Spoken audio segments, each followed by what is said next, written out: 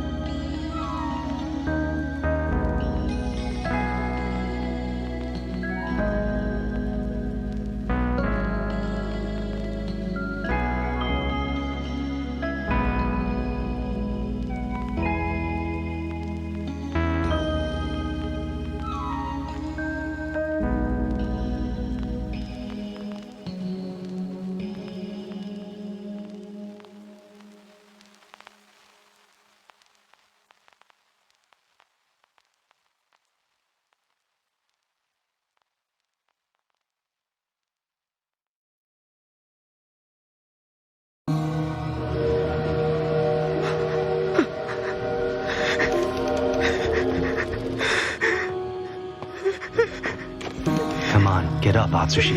It's time to go. I'm just no good! I should have never been born!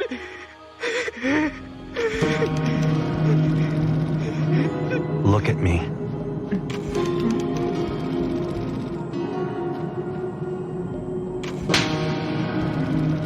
Listen to me very closely. Don't pity yourself. Once you go down that road, life turns into an endless nightmare. Don't pity yourself.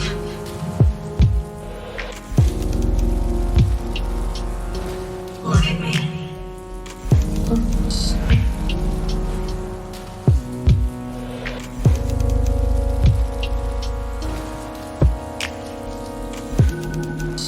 Don't pity yourself.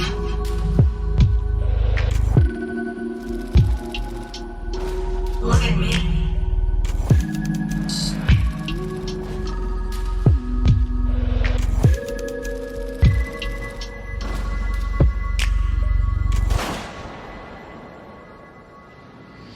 Hotasaku!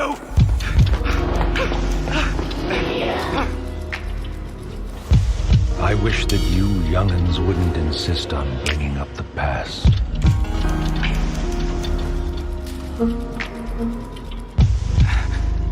Why did you give him what he wanted?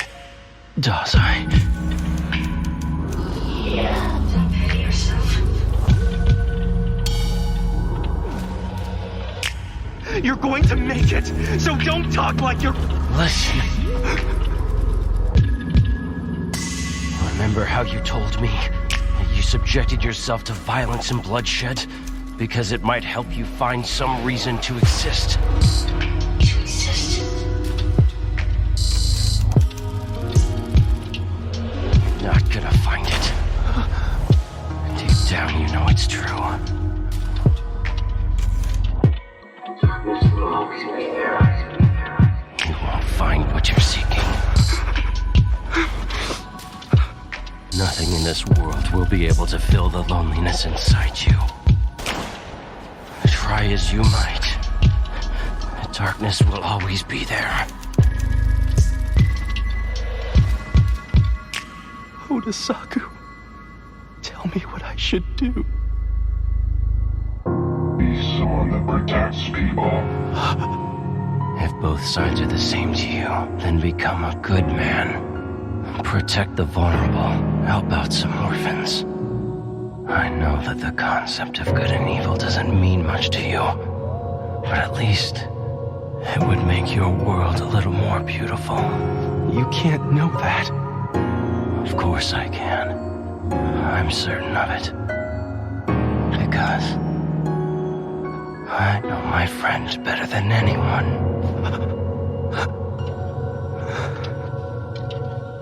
All right. I'll do it. It's funny. The story I read said people live only to save themselves. It's true. I understand that now.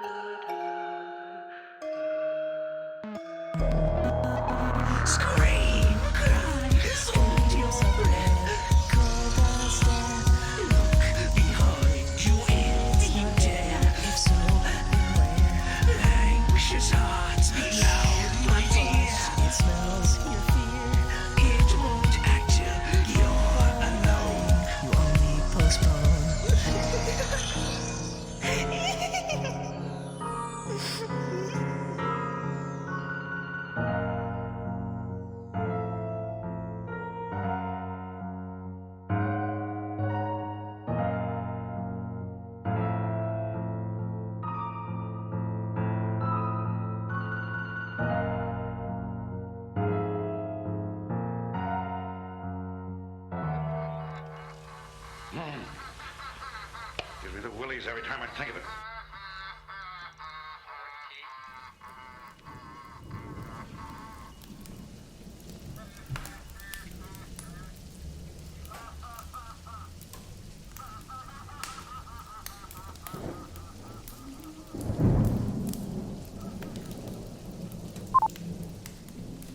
Well, welcome everyone to a night of horror. A night so terrifying that even my voice has changed. Alright, but no, for real. I hope everybody's doing super duper dandy. And welcome to SYMP Saturday.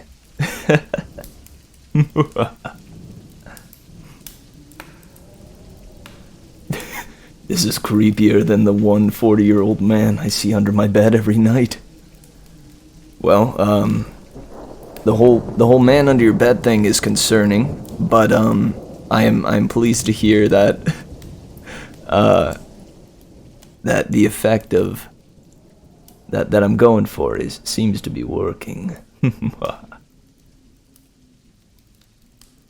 Well, guys, I hear that tonight is a night for not only scary stories, but also scary games.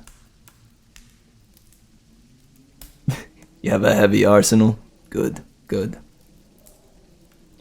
Let me, brighten up the, brighten up the room a little bit here.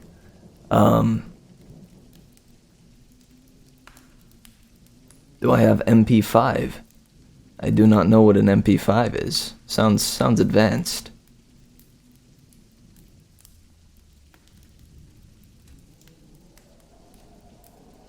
I'm only worried that he won't pay the rent.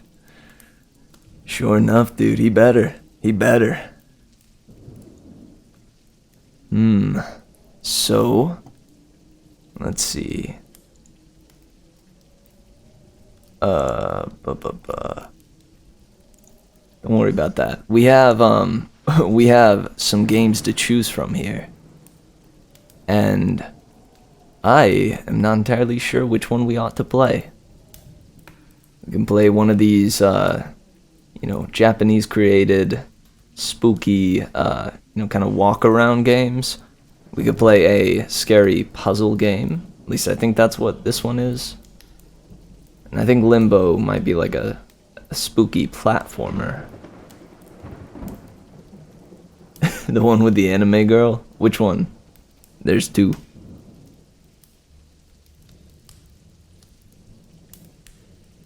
Or here, let me pull up a poll. Do a little poll. New poll. Alright, what game? Anime girl? Distraint? Limbo? Nihilumbra. Alright, the poll has begun. Let me know what you guys think. The power to the people.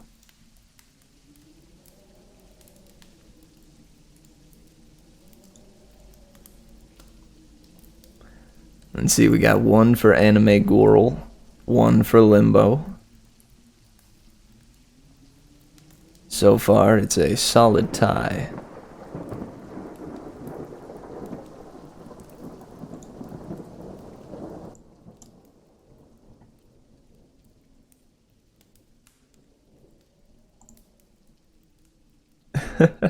Don't know. Oh, we got two for Anime Girl.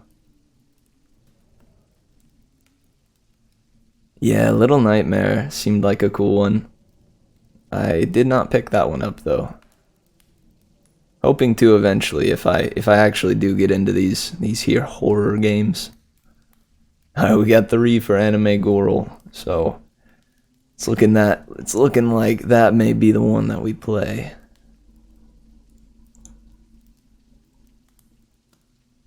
Oh boy. Did I not install this? Oh man, fear not. I think it'll install quickly. Hopefully.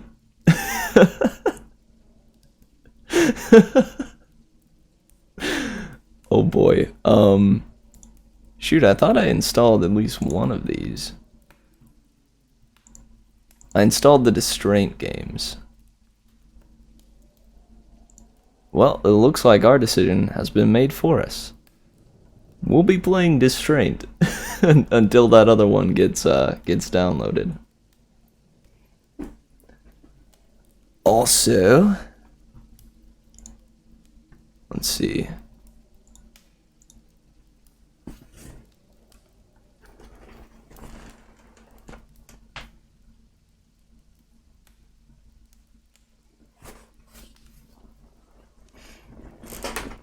Oh yes. Well guys, I sincerely apologize that that we won't get to play the anime Goro one right away, but we will be playing it eventually, don't you worry. We got a whole night ahead of us.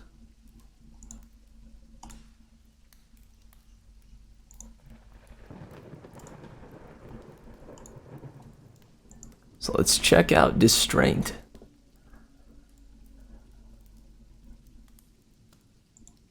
Oh. This game does look pretty creepy. It looks like a very creepy game. Oh baby.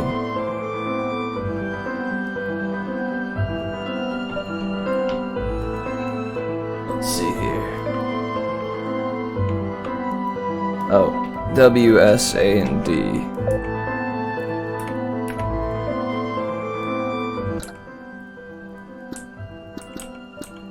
Okay. Turn down this volume quite a bit. Hope that wasn't too terribly loud. Alright, how's that for the volume of the game? Does that work out okay? Sounds pretty alright in my ears, but...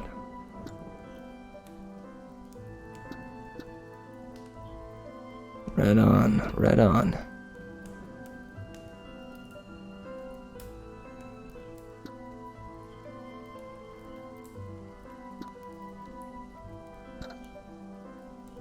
Ooh, turn the brightness down.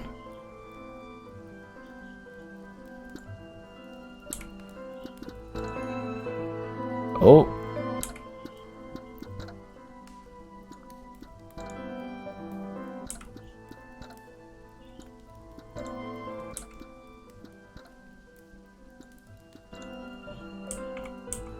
All right, new game, baby.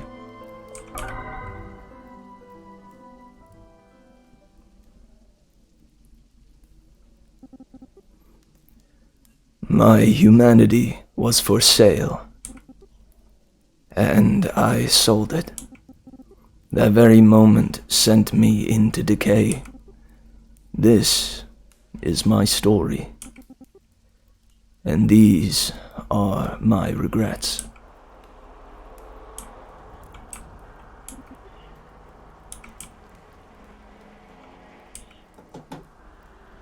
Excuse me. I'm looking for Mrs. Goodwin. She's not here. Go away. Guess it's not this one.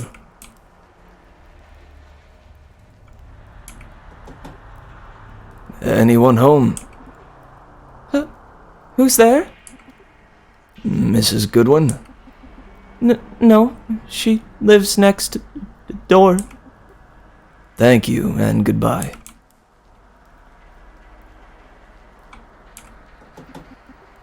I'm looking for Mrs. Goodwin. Is this the right address? No. Get lost! I could swear she lives somewhere around here. Yes, without a doubt. It's got to be one of these doors. It smells of rotten flesh. I don't think this is the right door.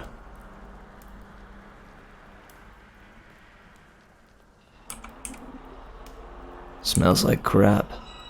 Don't think this is it either. It smells of blueberry pie. This must be the right apartment. I told you she does not live here. Madame, I know it's you.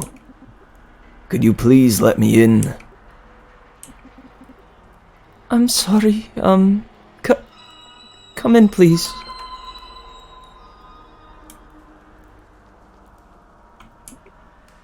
Madame. I know. I'm so sorry. Oh, I'm so sorry I have to do this, Madame. you give me a little more time? I can pay the debt if you give me another week, please. I'm sorry. I hate doing this, but I must seize this property. But where would I go? This is all I have. I'm sorry, madame. I'm sorry. I shouldn't be crying like this. There are just so many memories here. I understand, madame. Oh, where are my manners? Would you like to have a cup of tea? I'd rather a cup of coffee, if possible. Oh, of course. Give me a second, young man.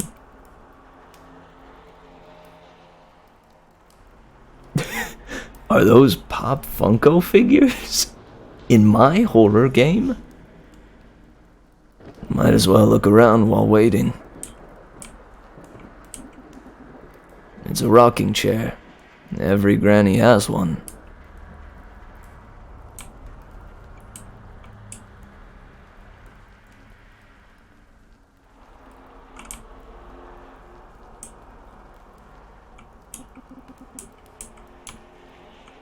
Still a rocking chair. Very good.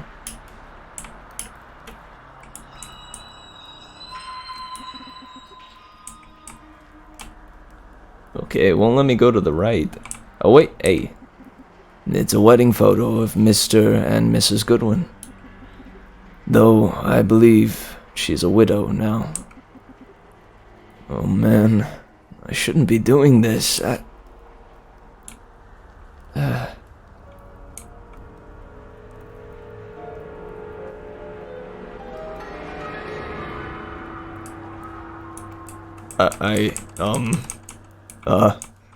Yeah. I'm sorry, dear. I'm afraid I've run out of coffee. Can I get you something else instead? No thank you, madame. Listen, you will have to move out by the end of the month. I'm very, truly sorry, madame. Well, I guess I have only myself to blame. Yes, well, I need to get going, madame. Take care. Wait a second, young man. Maybe if we just... Never mind, dear. I really must go now. Take care. Bye-bye, dear. But what if I didn't go?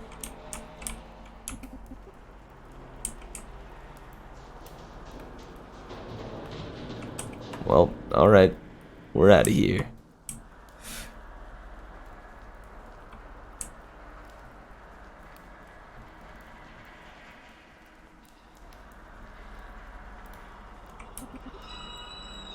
Nothing happened. Power seems to be on the... weird. Or power seems to be on, though. Weird. I just want to get away from here.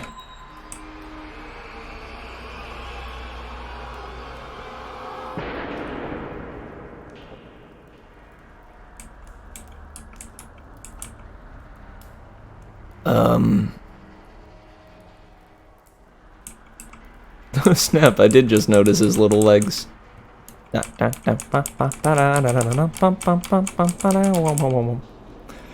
Okay, let's go investigate.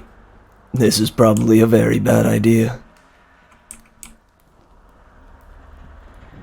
But hey, you know, gotta check it out. Right, am I right? Distraint does not autosave your progress. To save your progress, be sure to find and visit save spots. Game saved, whatever that means.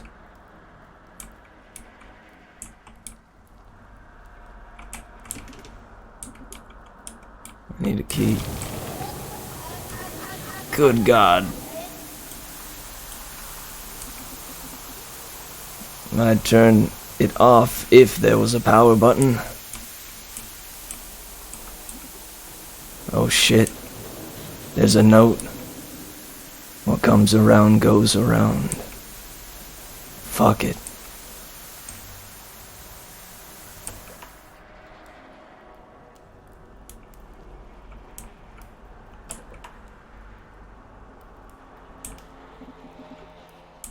Oh shit, it's freezing in here.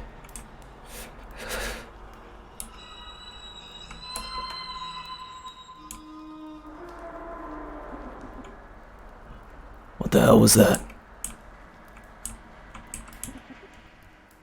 Oh, it's an old oven. Of course.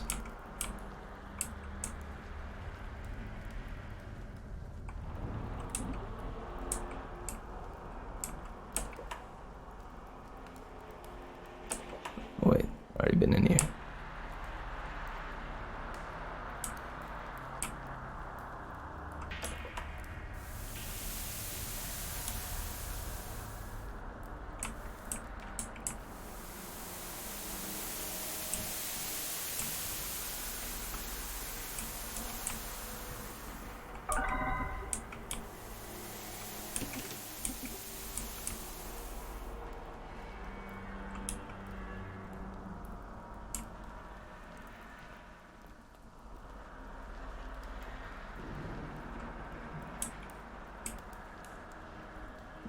Is that a hat on my head?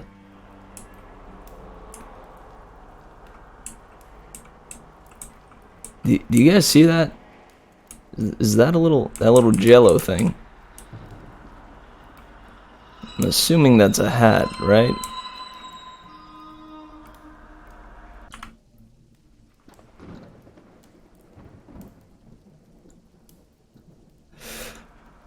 Okay. Sorry, I need to turn down that volume for my own sake.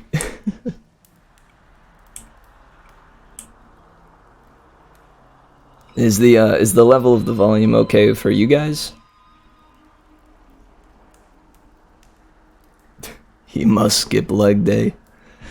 I don't doubt it.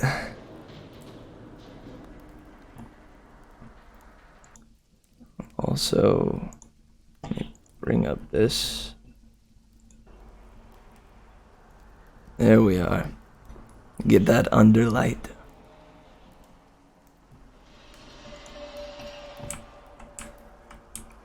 Okay, what's going on in here? I mean, I see that there is this dude. I need a key.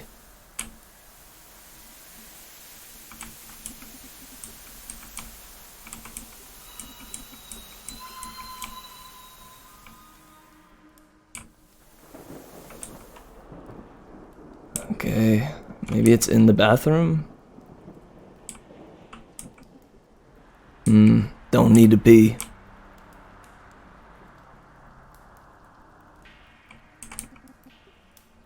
There's something in the bathtub. Let's see. Oh, it's cold. There. This might come in handy.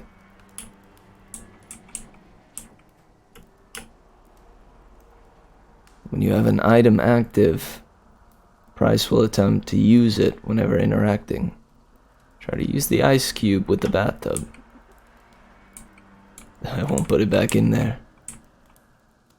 If you want to search or examine objects and surroundings, open the inventory and select an item slot.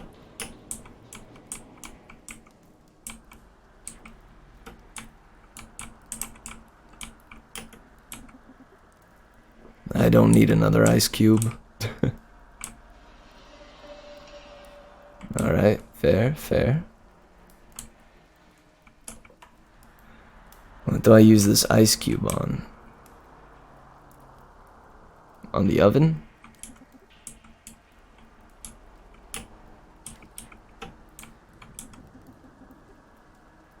Wonder if there's something inside this ice cube. I'll stick it in the oven. And now we wait.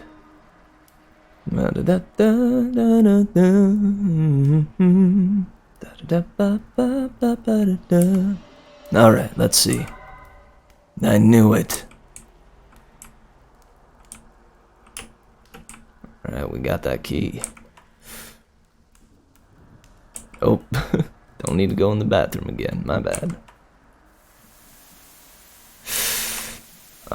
Dude. What's this guy? How is he gone? Just gonna save the game real quick.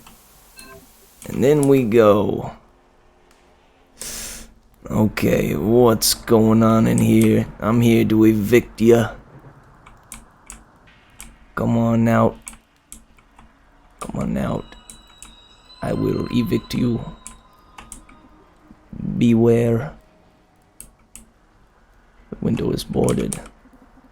The Shining, Frankenstein, Dracula. There are a lot of classic horror books. I wonder why ever that is. You know?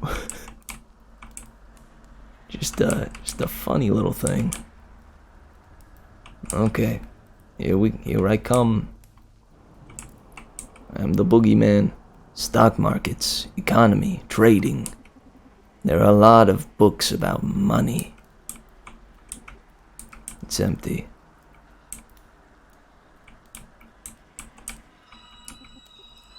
There is something here.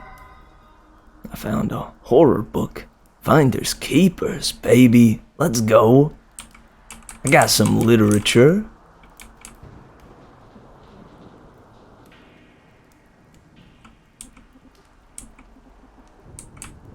So I gotta go back and put it on the other shelf. Alright, plop this back where it belongs.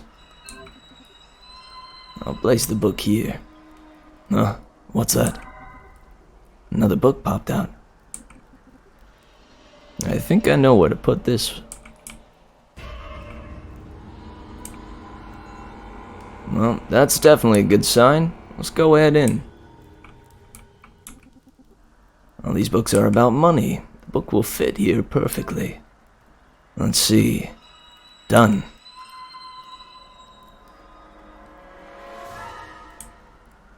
Aha.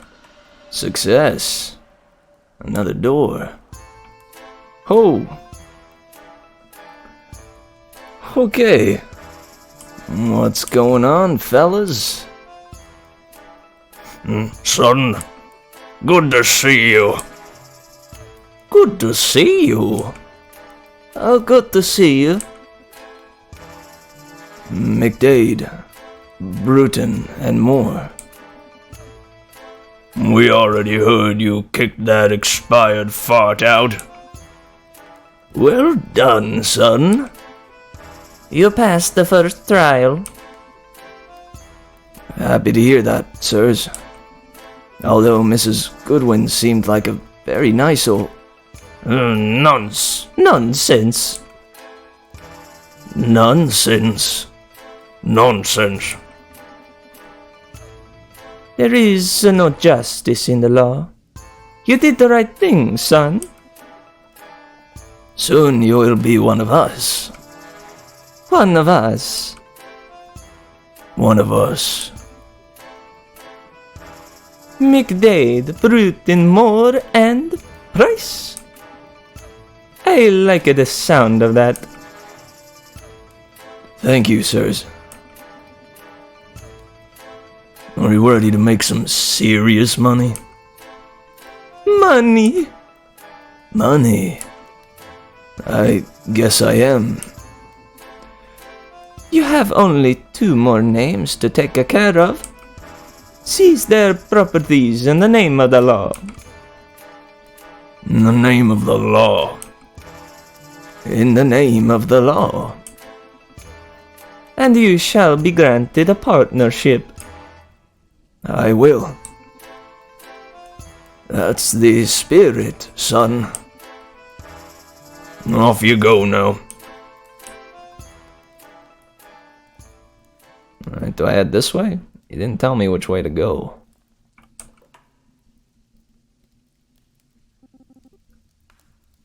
I felt both joy and sorrow. Soon I would get my partnership, but at the price of my humanity. Would it be worth it?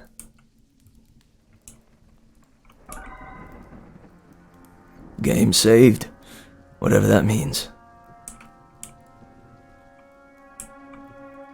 Gosh, dude, I'm not okay with this. Huh? How did it get here? There's another note. There's an elephant in the room. I know that saying.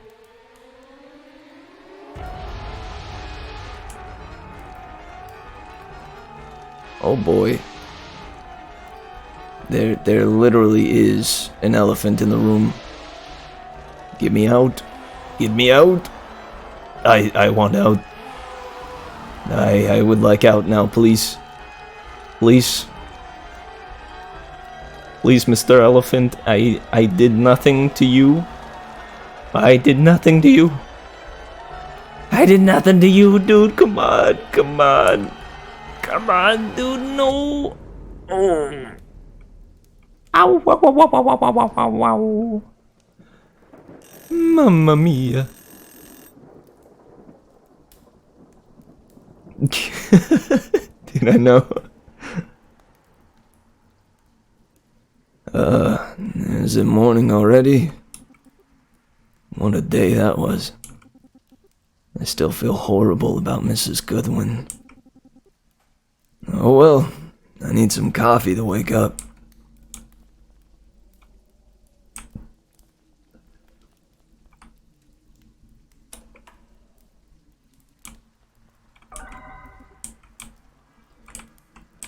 Game saved, whatever that means.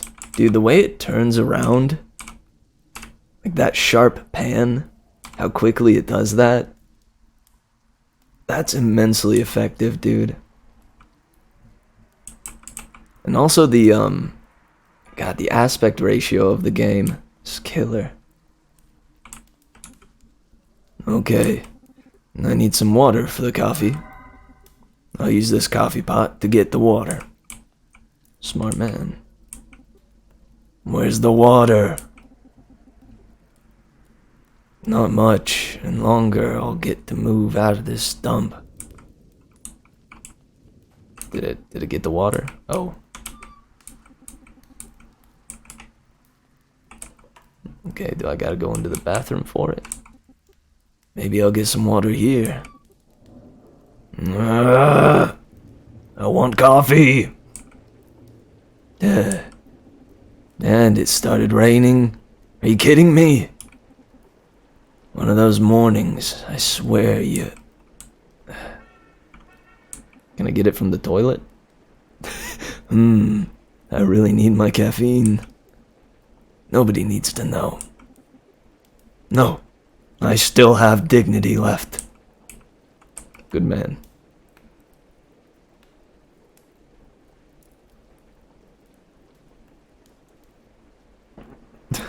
I know, if only didn't skip leg day, would have made it past that elephant.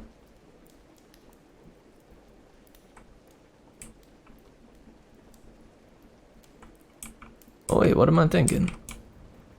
I can get it from outside, right? Oh baby. Not sure how hygienic this is, but every man deserves a cup of coffee.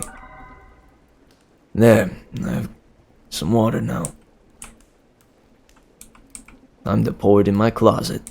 Oh yeah. Can I pour it on my bed? Please?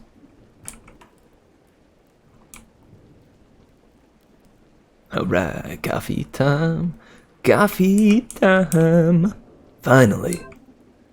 I'll put the water here. Okay, and I'll watch some telly while the coffee is brewing. Yeah, let's watch some telly, baby. Telly time. Oh yeah, it's thundering. I shouldn't risk it. Well, frick. What do I do then? Do I have to change out of my pajamas? Are you kidding me? What was that? It came from the bathroom. Well, I gotta change first, dude. Oh, frick. Come on, dude. Okay, in my spare time, as I wait for this coffee, I will go into my bathroom to see what all the hubbub is. There's nothing here. Must have been my imagination. The coffee should be ready now. Oh. Oh.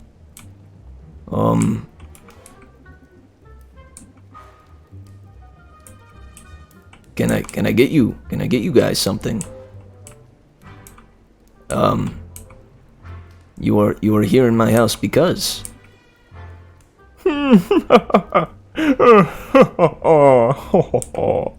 You're right, dear. How silly that day was. Oh, look, dear, it's our little boy. I can see that, hon. Hey, son, you don't mind that we took some coffee, do you? Although it tastes a little funny. No, not at all. Are you all right, dear? You look so pale. Aren't you supposed to be, you know, dead? Of course we are dead. What a silly thing to say. But, even though we are already gone, does it make you crazy to hear our words of wisdom? I suppose not. And that's exactly why we are here. So listen to us, son, and let your conscience do the talking. Sounds reasonable. We heard some, well, unpleasant things about you, dear. That's correct. We are worried about you, me and your father. Are you getting greedy, son? It is not too late to make a change. Look, I'm not proud of all the things I've done. But look at this cranky apartment. I just want to be successful in my life. We understand, son. But at the expense of other people? Think about it, son. You are better than that. I don't know. I've worked hard for this.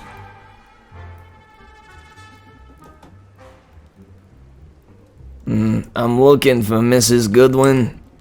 Is this the right address? What the hell is going on? Where's my damn coffee?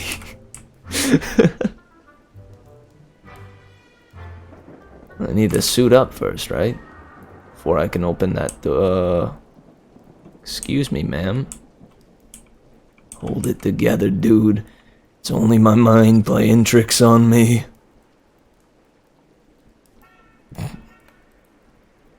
Hey, thank you for the cheer, man. Yes, it must be. Okay, I better get dressed. Let's do it. Suit up, baby. It was rough yesterday, but I decided to carry on. Though, I would be lying to you if I said I didn't think of Mrs. Goodwin. Anyways, Mr. Taylor was the next name on my list. He lived in the forest as a hermit.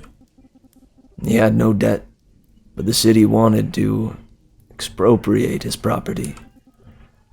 They built a highway there. I visited him so I could seize his property.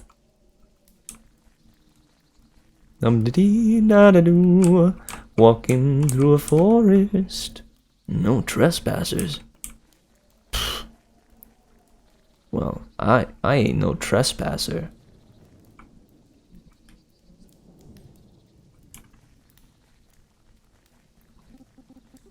His cabin should be here somewhere.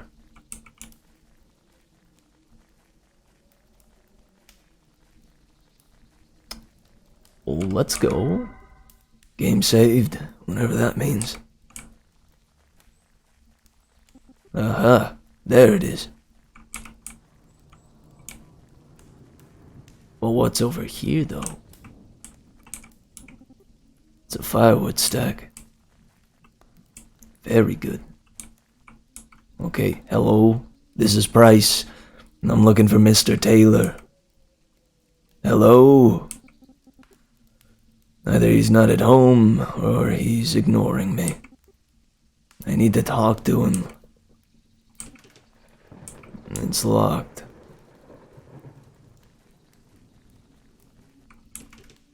It's also locked.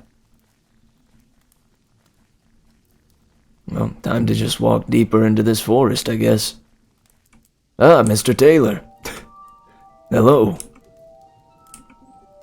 You must be Mr. Taylor. I am. My name's Price. Nice to make your acquaintance. Please drop the act and let me hear your threats. I know why you're here. Threats? No. How about reasoning?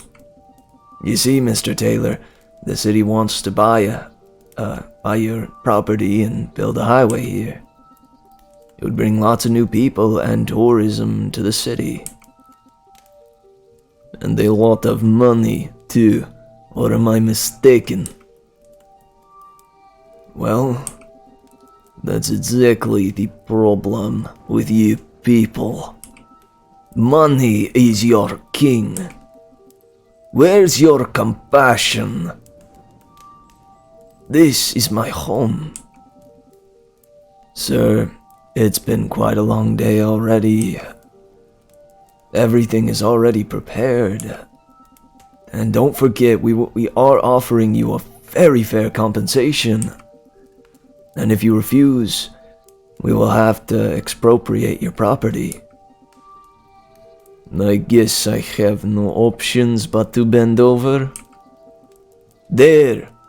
You got me. I hope you're happy. I'm sorry, sir. Sorry, kid. I know you're just doing your work. Sir, if there's anything I could do... There is something. It's getting chilly out here. Let's talk in my cabin. Here, take this key. I'll follow you shortly. Oh, and while you're at it, could you light a fire in the fireplace? Of course. Thank you, sir. Oh, I can't walk through the fire. I was gonna give him a little kiss.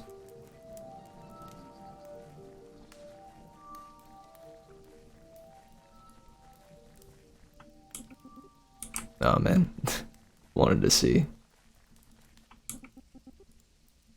I suspect this key is made for a door.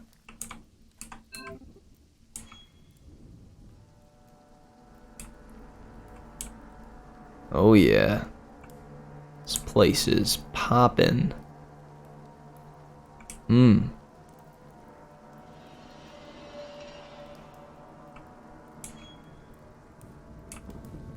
Actually, is there any way that I can go back and save? Hey.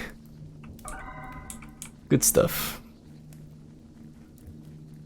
Also, I think I'm gonna get some firewood. Yes. Heck yeah. Let's go. Fire time, baby.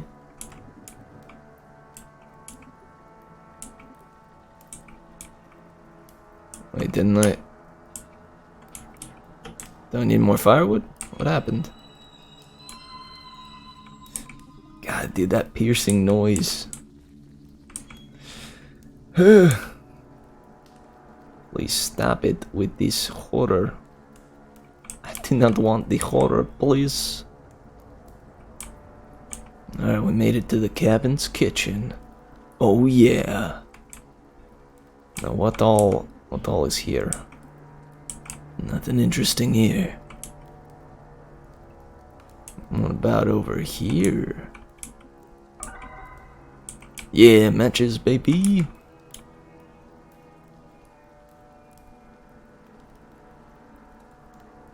Alright, time to get on back. Which door was it? This one? Yeah. Okay, fire time. Here it goes. Damn it! Firewood is moist. I need something that ignites easily. Paper, perhaps?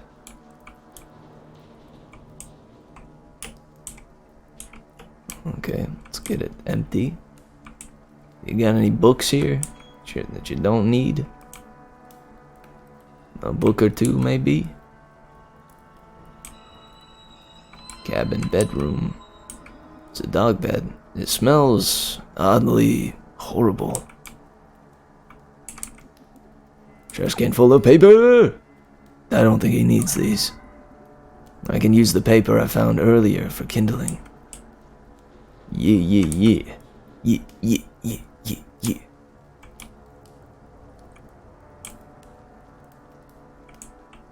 Cabin hallway. What the hell? How did I...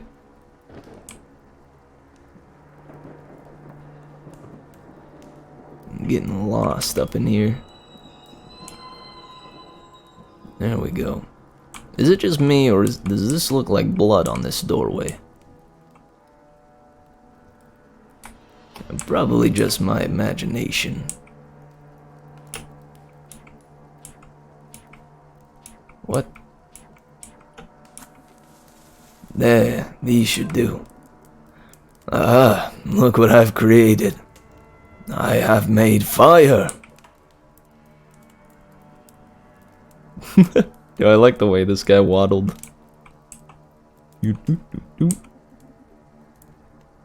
Ah, I see you made fire. Good, thank you. My pleasure. It's so dark in here. Yes, there is no electricity. But back to the topic. See, my dog has gone missing.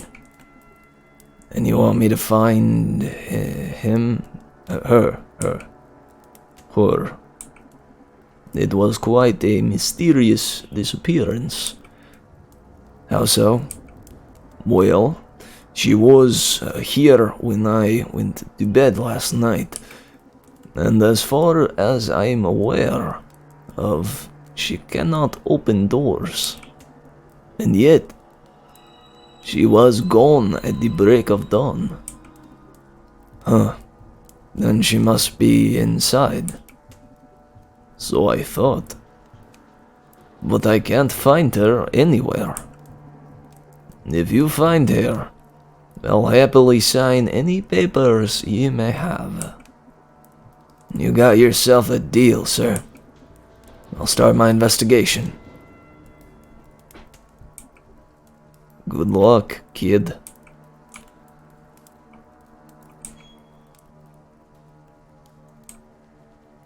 Alright, cool beans, cool beans. So she is not in the dog bed. I'll ask Mr. Taylor about this. Yo, why the dog bed smell like piss and soap? Yeah, well, we had a little skunk accident yesterday. Oh, the smell. Anyways, we spent a good hour scrubbing the stink away.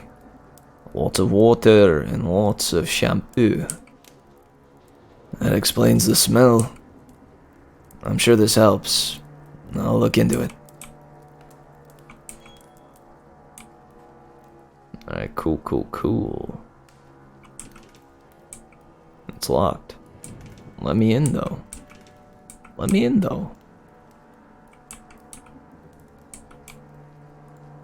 I want full reign over this house.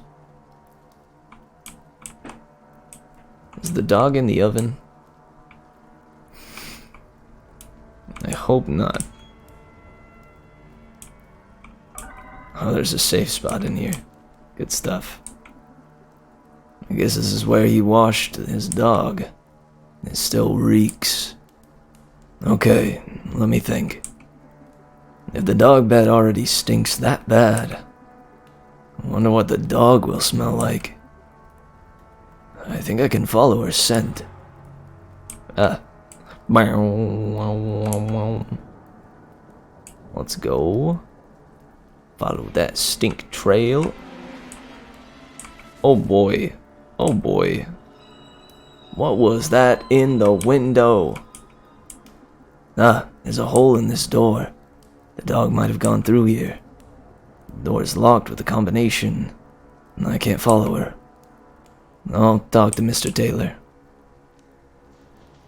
Also, Mr. Taylor, there was something outside of the window, and it was red, and it was spooky. Do you know anything about this? There's a locked door in the hallway. Where does it lead? Why?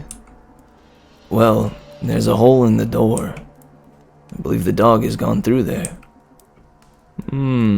That would make sense. There's an old underground cellar behind that door, but I haven't used it in years. I could take a look, but I need a combination for the lock. Oh, yes, what was it? It's so long, you see. I'm afraid I have forgotten the combination. But I am no fool, so I have backup. That's great. Where can I find it? See, I love puzzles of all kind. I believe I hid the combination in one of the puzzles. If I remember correctly, the word you'll need is 3. Yes, that's the word. Okay, I'll take a look. Hey kid, thank you for going through all the trouble. Don't worry about it.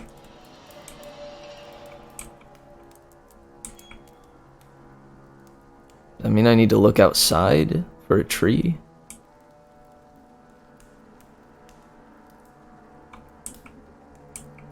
Alright, let's see. Or do I just mean, like, do I just make tree? Tree. Nope.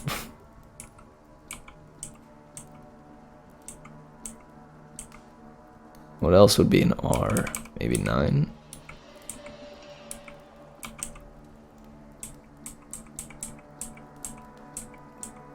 Maybe a 2? You think it's 1, 2, 3, 4? Ingenious. Let's go. I love puzzles of all kinds. The passcode is 1, 2, 3, 4.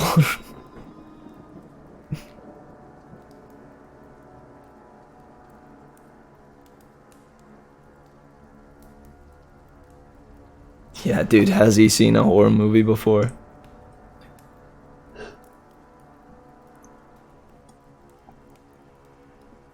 Gosh, dude. I don't know. I think it wants me to go outside of the cabin.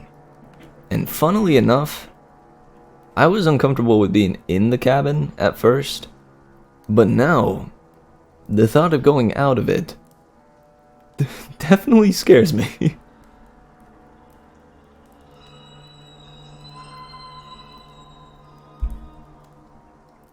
Okay, let's go outside and meet this red thingamabob.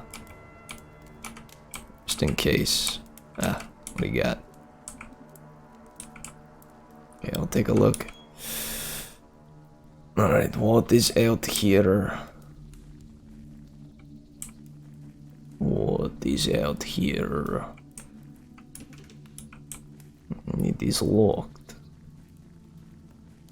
You think it's back over where the campfire was?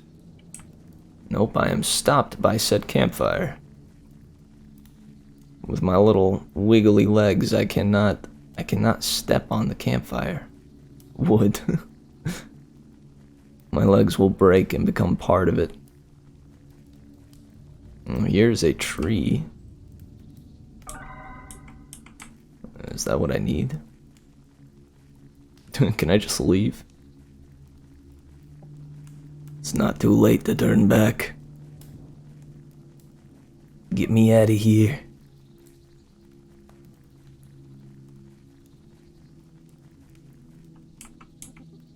No trees passers. That could be important. Wait, can I just go? No. Look at this little dude though, creeping out from behind the tree. Hello. Oh, hello. Hello. Hello. Oh. Alright, enough of that.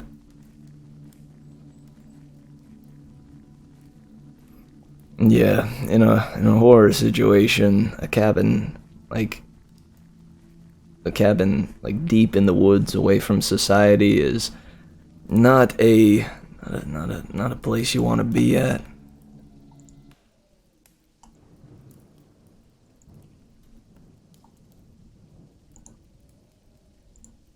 Also, I guess I should stop like the ambience, since this has enough ambience in of itself.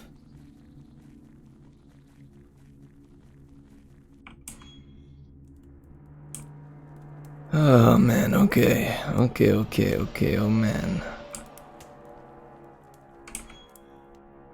Searching through this here house.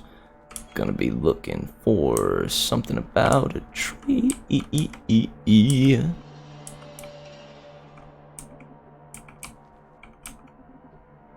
Ah, this must be the puzzle he meant. Okay, so I'm looking for a tree.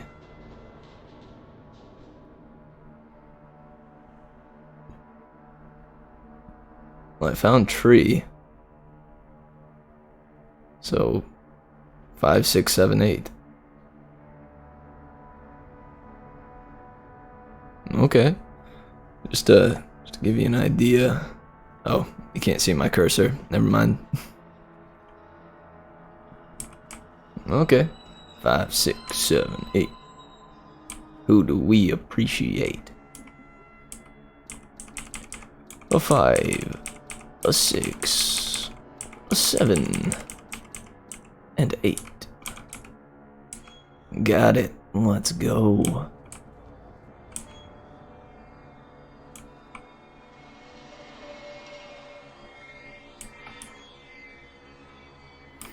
Okay, onward into the cellar. Oh, gotta go through here first. Okie dokes. What's up with this? It's a washing machine. It don't work no more. Oh yes, safe spot. The reason I was about to go back is literally because I was thinking about saving. Alright, in we go. Hammer, saw, wrench. What's that? No doubt this gasoline can will come in handy.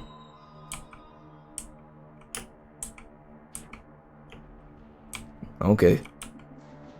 There's a hole in the wall and the floor. The dog has gone through here, no doubt about it. Well. Okie dokes.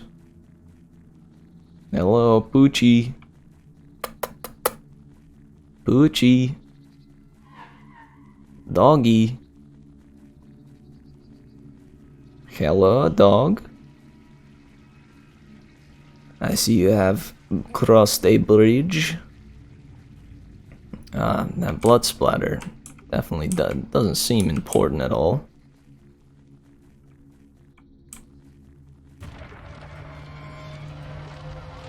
Ah. Here, girl. I don't have the guts to get any closer. Hey, girl, can you stop that? Can you please stop that? Okay. I mean, I found her. That's what's important, right? Do I just go back now?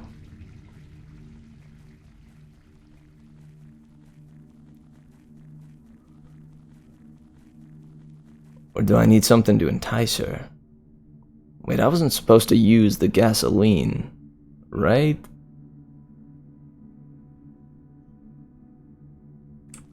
Nah, probably not.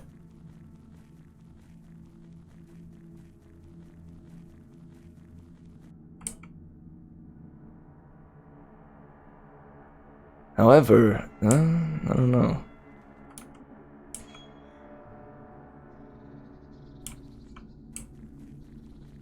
Hey, shortcut, baby. Heh. Yo, dude, your dog be eating something. But I did find his dog. Excuse me? What? But I did find his dog, though. Okay, I guess I was supposed to use gasoline in some form or fashion. Alright, off we go again. Time to go pour gasoline on a dog? Maybe? Or do we just pour gasoline on what it's eating? So that it stops eating it?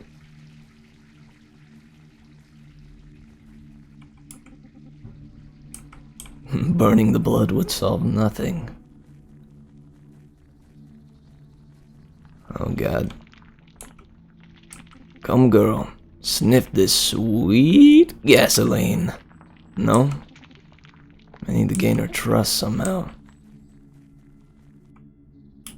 How am I supposed to do that?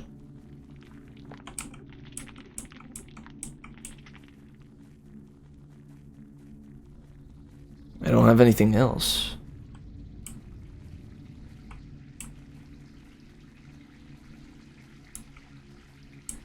Do I need to search the house again for something else?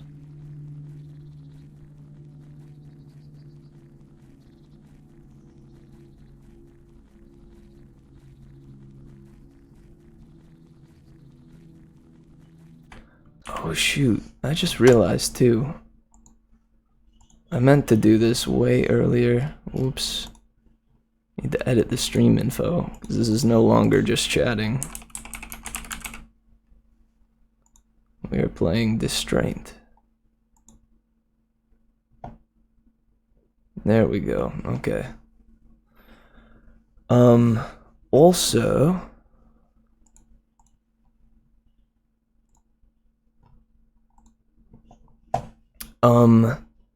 let's go ahead and jump to a quick break.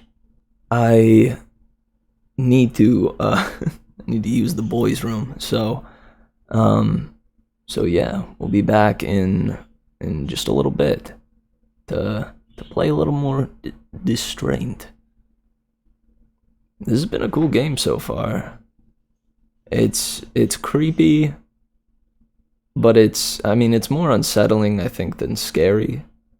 But that's honestly what I tend to look for in horror in general, is more of a, I don't know, if the game or the horror thing can unsettle me and leave me just on the edge of my seat, and then have moments of I don't, because the jump scares so far have been his bosses and then his parents, which is unique, and it's, I don't know, it's better than just your typical jump scare in my opinion. It's clever.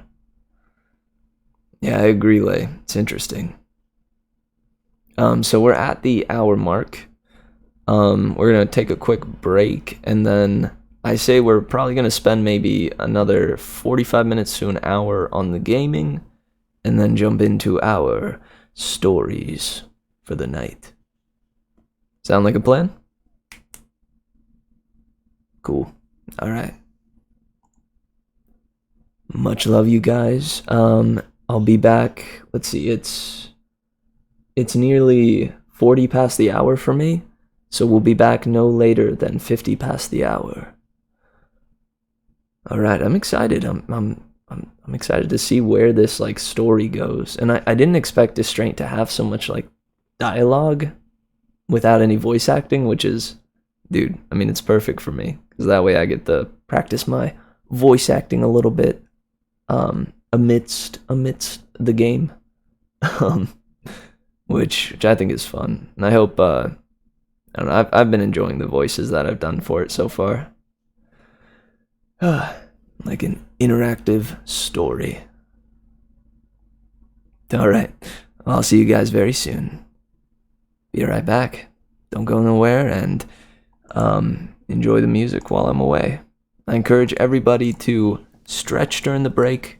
You know, stand up, go get yourself some water or any kind of beverage or snack that you might like, and we'll be back very soon. All right. See you soon, guys.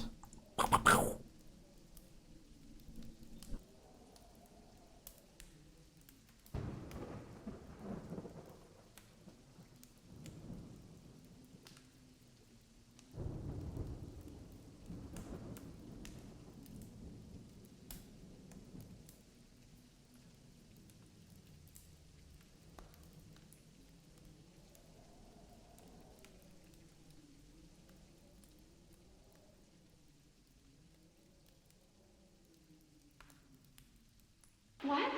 There's nothing wrong.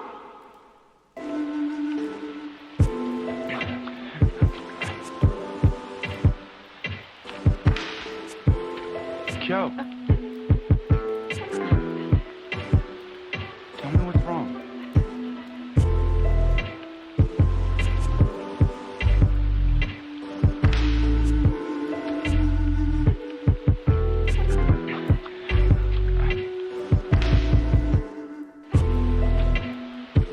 Joe. Tell me what's wrong.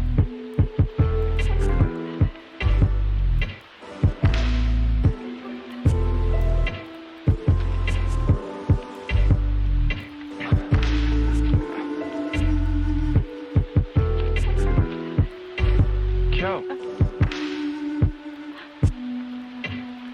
Tell me what's wrong.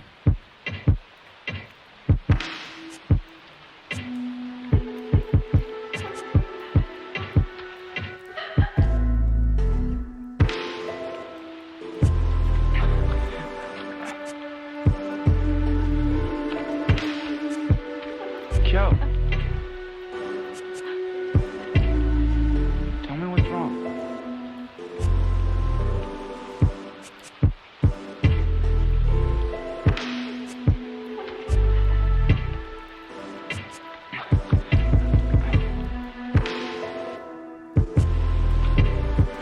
Joe. Tell me what's wrong.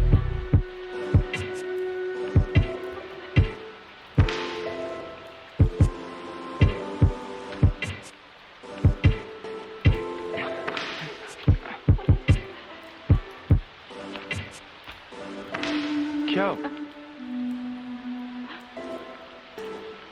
Tell me what's wrong.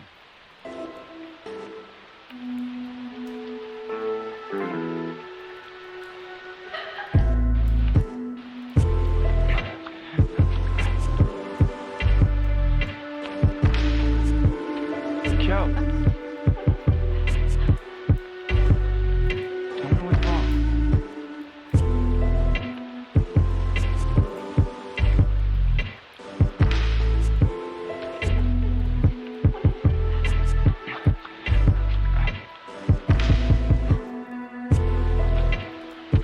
Joe. Tell me what's wrong.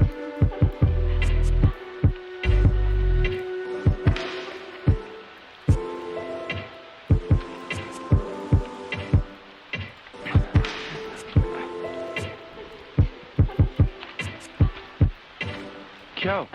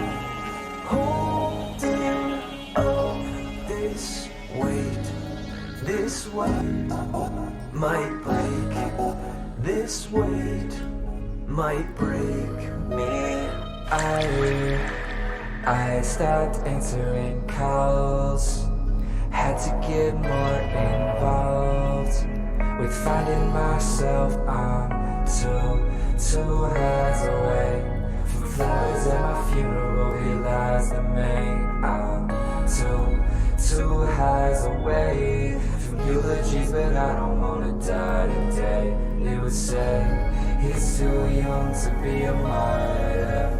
Never got the chance to live free of the trauma. Never trusted him unless it was his father.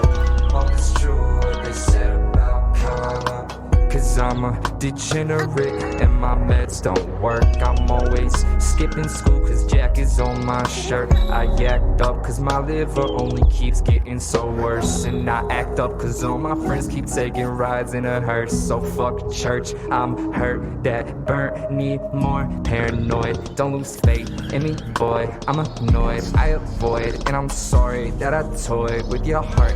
We apart, now I'm hurt and that burnt. I need more, give me more or I'll die. I'm afraid I won't survive, and I tried, fuck I tried. Now I'm lying on the street, need a ride to get high. I can't stand being me, need a ride to get high. I can't stand being me. Fuck.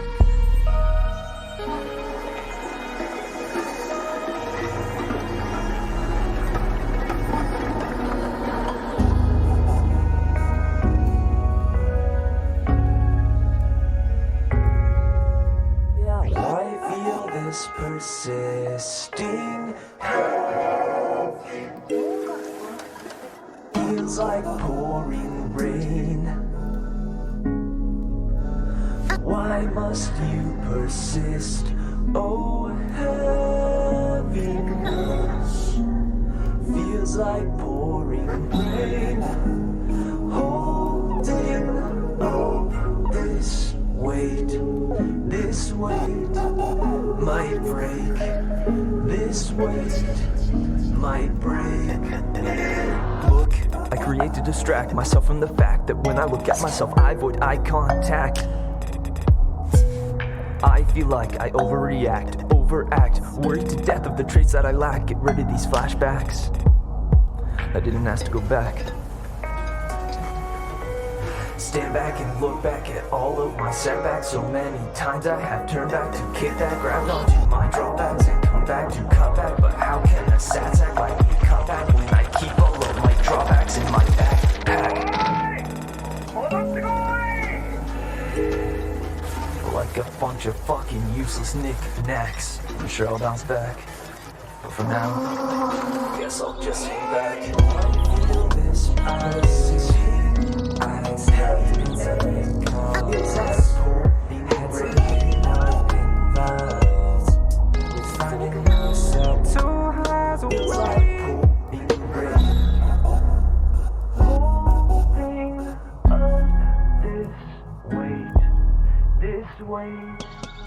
might break. This weight might break me, but I don't wanna die today. Never got the chance to live free of the trauma.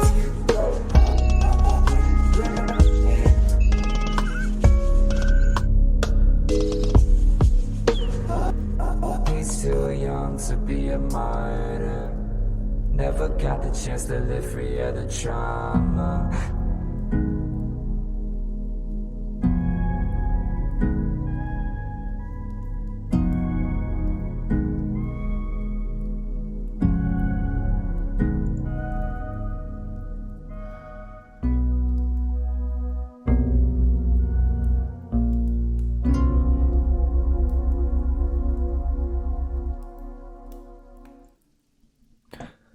All right. Cool beans. Let's go ahead and jump back in, shall we?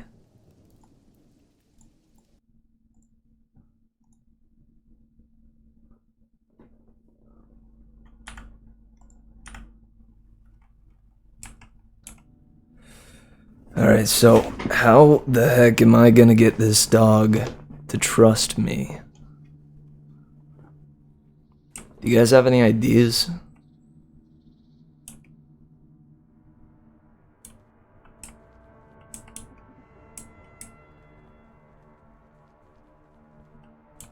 Oh. Oh. Oh, that's right. This is in the cellar. I guess I'll try saving. I will save. There's something else in the cellar here? No, can't do that.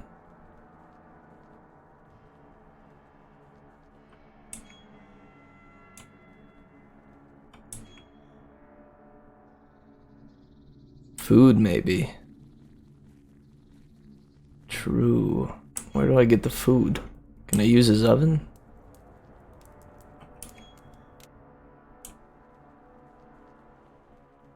Which one was the kitchen?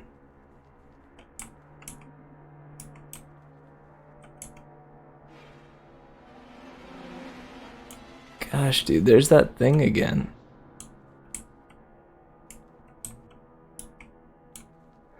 Is that thing just gonna pop up like anytime?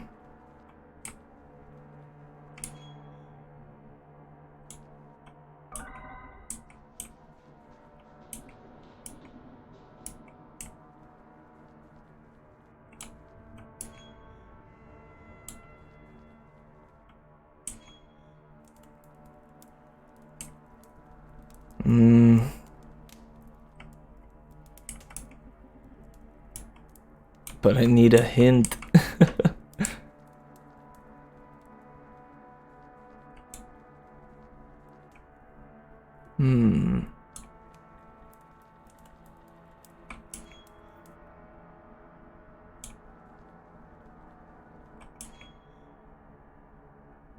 Okay, maybe there's something in here.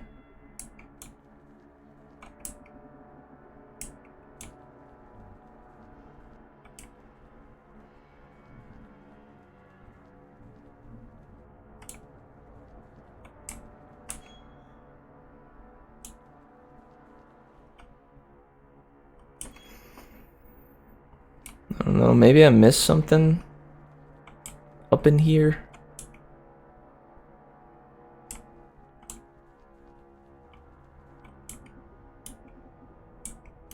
But is there something in the washing machine? The compressor won't get kick-started.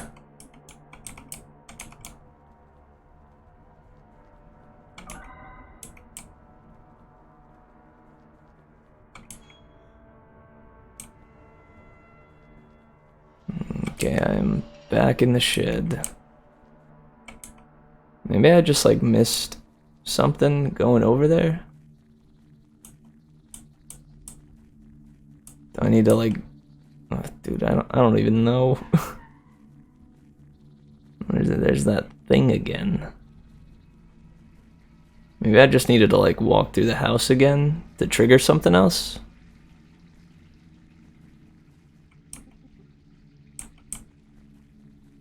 Alright, it is Fox's blood.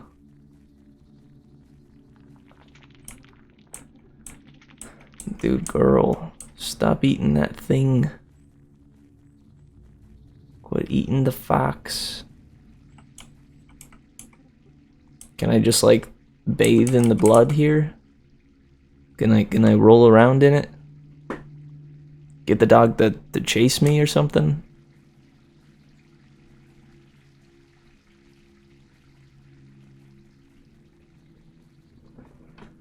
Dude, that whole like use of the foreground thing is effective.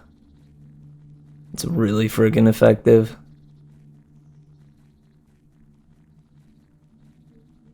Especially in a game like this.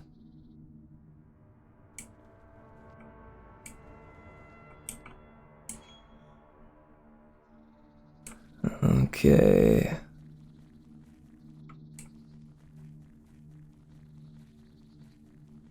Missing something out here?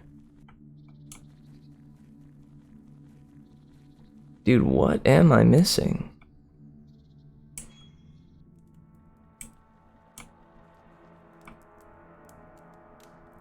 Okay, I may need to look this up. Alright, distraint dog trust. Distraint gain dog trust.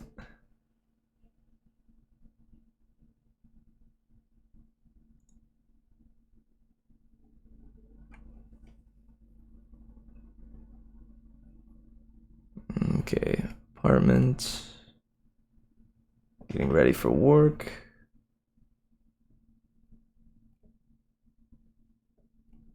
Alright, the forest.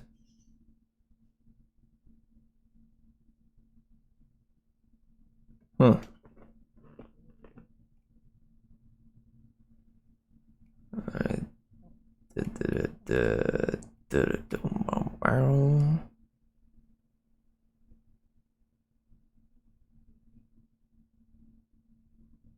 Use gasoline can to the dog. I already did that, right? I no longer have... Oh. Well, by golly. I do still have the gasoline can. Frick. Welp. I guess I know what to do now. We can progress. Alright. I know about the foreground thing this time. But will it happen again?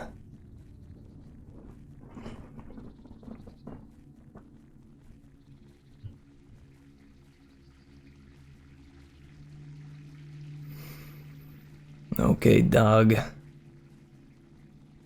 Time to get gasolined.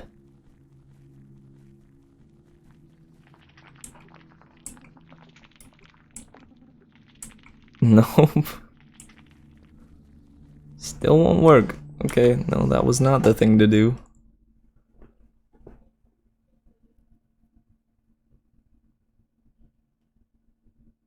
Return to the cellar. Oh, heck.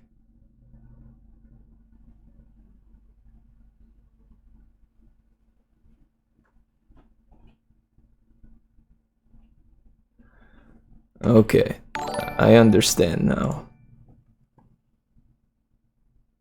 Oh, what happened? Ah, I've been hosted. Heck yeah, thank you, Lucas. We here playing some Distraint. I finally figured out what the heck to do. I gotta go use this gasoline. Surprisingly enough, not on the dog. But I need to go use it on the compressor.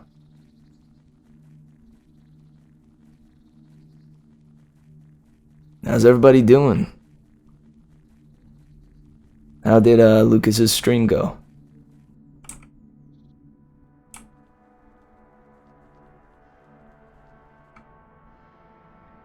Okay, down into here.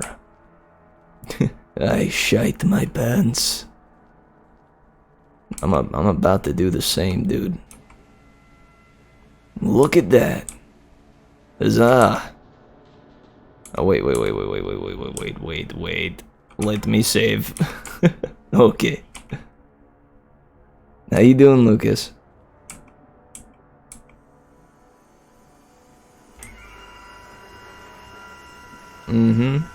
Oh, yes. Oh, yes. Oh, yes. That's what, yep. Yes. Of course. This is what my washing machine does. Phew. It's just a glove. Got scared for a moment. Yeah, that's right. You were scared. Me? I was not scared. I was not scared whatsoever. Alright, and I have the glove prepped and ready to go.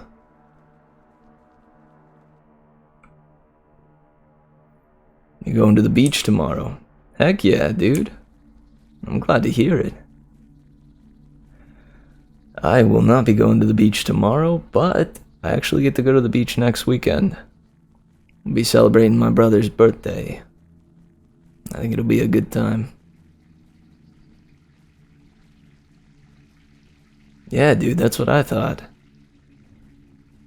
Well, I was probably scared. Like, that happens anytime I put a glove in my washing machine. It happens every time. Okay, look, here is a glove. Come to me. Eat my face. Your master is worried about you. You should go home. Good girl.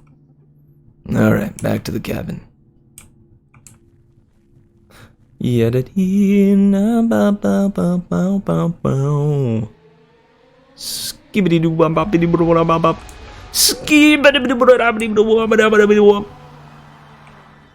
Oh, thank goodness.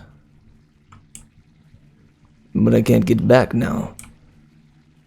I done scattered my way out of that situation, thank goodness. What? How are you guys over here now, though? You found her. Thanks, kid. I signed the papers. You can find them inside. I will leave immediately. Feels easier that way. Farewell, sir. And you're just gonna leave that fox there, huh? Okay, I better get the papers. You guys again. Mamma mia. Son, good to see you. Good to see you. Good to see you. McDade, Bruton, and more. Another job well done. Well done. Well done. For a moment, I thought you were going soft. Soft? Soft? Doing him a favor by finding his lousy mutt. He seemed like he... Nonsense. Nonsense. Nonsense. You should have just kicked that worthless ass. Worthless ass. Worthless ass. Next time you must remain strict. Strict. Strict. I understand. Do you now? You wouldn't want to make us regret choosing you. No, sirs, That's the spirit. Thank you for this opportunity, sirs. That reminds me, something of great importance. Importance? Importance? What's that? We have to see you dance, son. Uh-oh. Now dance, son. Yes, sir. Look at those moves. Yes, that's our boy. Yeah! Now, faster.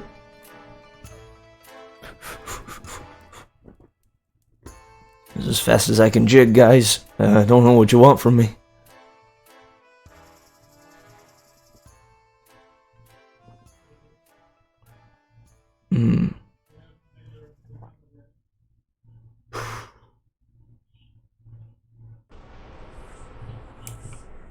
Oh, okay. Alright then. Guess I'll have to go right.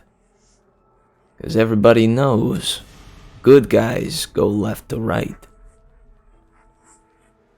There's that thing again. Very good, very good. Oh yeah. There's my washing machine. Holla at ya. What else we got? Skull in a rocking chair. Very good. What else you got for me? Oh. A way in. Oh, look at all these. Yeah, this is like the, this is like the, this is like heaven, right? This is when I get my 50 virgins. Alright, what do I do here, though? Oh. That's good. I'm gonna keep going left. And I go right. Oh, there we go. Now I'm getting somewhere. Oh yeah, now I'm getting somewhere. Keep on going, Price. Don't stop. Go right again? Or do I need to go left now? Okay. I'm confused. Well, how do I leave? Can I go back through that doorway? I think the doorway's gone.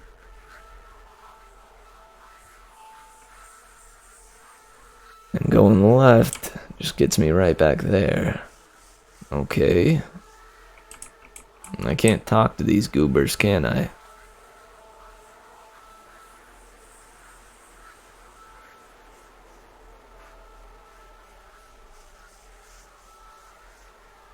Can I get out of here, please?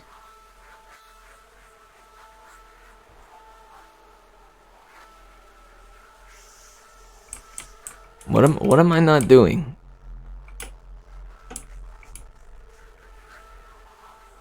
Do I need to just stand still, maybe?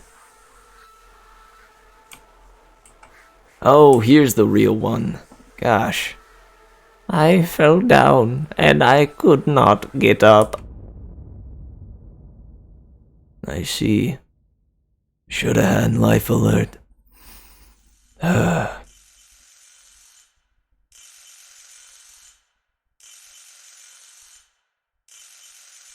Oh, thank you, Lay.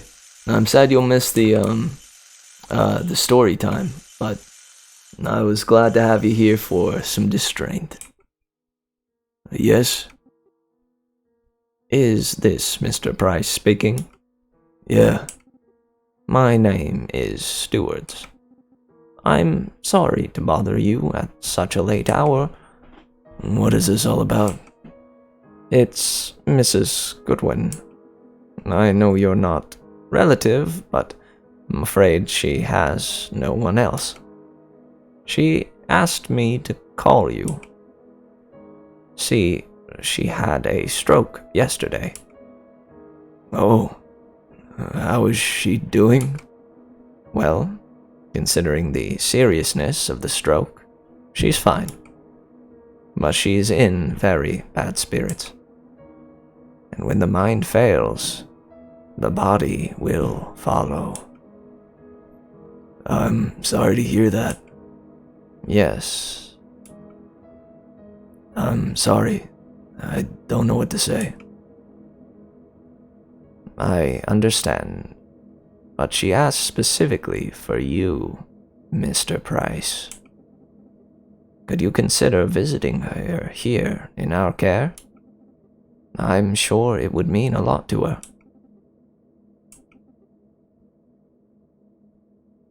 Yeah, I will happily do it. Thank you, Mr. Price. I will bring the message to her. I'm sure she will be delighted. Thank you, Mr. Stewart.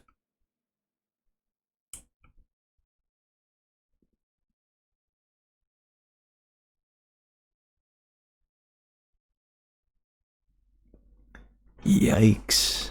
Yikaroo. I'm assuming the next level is the hospital. Yikes. What a nightmare. Ah, shit.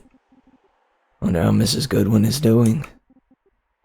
Maybe I should visit her for my own sake. Alright, gonna get dressed. Still need coffee, of course. Game saved, whatever that means. Alright, give me that. My new coffee maker is the Deluxe 2000X748G3. One press of a button is enough. No more fetching water from the weirdest of places. Luxury, one could call it.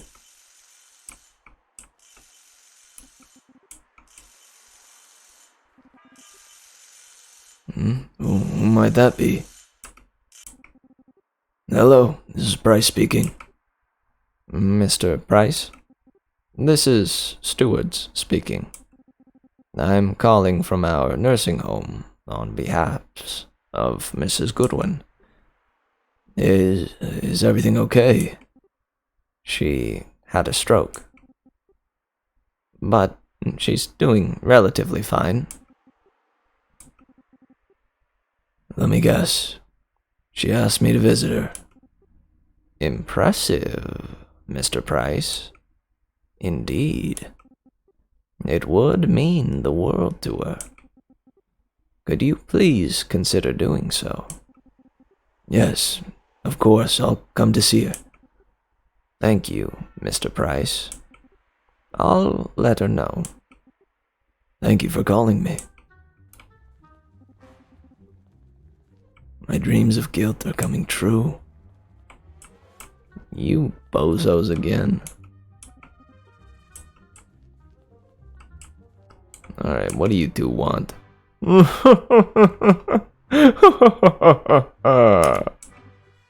You're right, dear.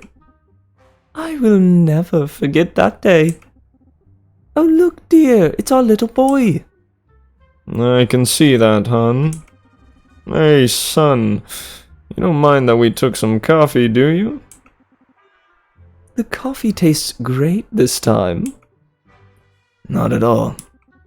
Since you are here, I guess you have something important to tell me. That is correct, son. It seems you are still pursuing the riches at the expense of others. What your father is trying to tell you is that you are losing yourself in the process. I think I know what you mean. But I can't quit now. I'm so close to success. How about Mrs. Goodwin? We heard she's not doing too good. Don't you think she would rather be at her home? I know. I feel horrible for her. Maybe you would understand if you saw the consequences of your actions. You should go and see how Mrs. Goodwin is doing. Hey, you don't need to be so pushy. No, son, we do. We are only thinking about what is best for you. Sorry. I know that. See? You can be very compassionate, honey.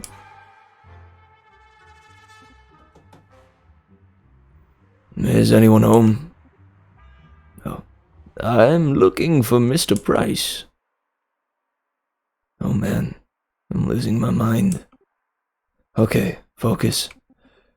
Drink the coffee and suit up. Need to get my head straight.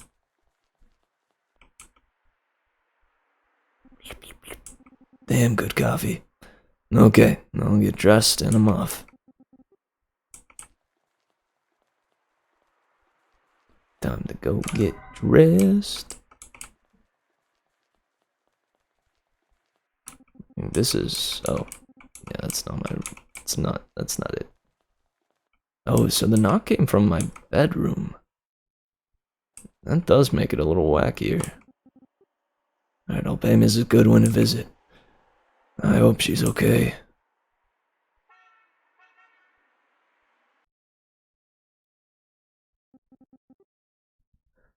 I traveled to meet Mrs. Goodwin. I hated myself. But maybe, if I confront her, maybe I could find peace of mind. Oh boy. Hello? Anyone there? I'm here to see Mrs. Goodwin. Speaking of service, I talk to these goobers. How are you? Okay, take care. Good day, madam. I'll get going now. Ahem. Can I get past, please? No point. He's sleeping like a rock.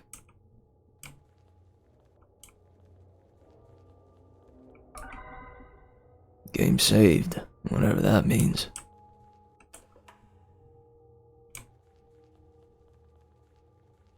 What the heck? Why are there bars over that one? What be in here? What the hell is this programming? I better just leave it. No, probably for the best. Potatoes, potatoes, potatoes. Potatoes! I refuse. I shall not cook anything. No. Potatoes? My skills are going to waste. I refuse. I need better ingredients.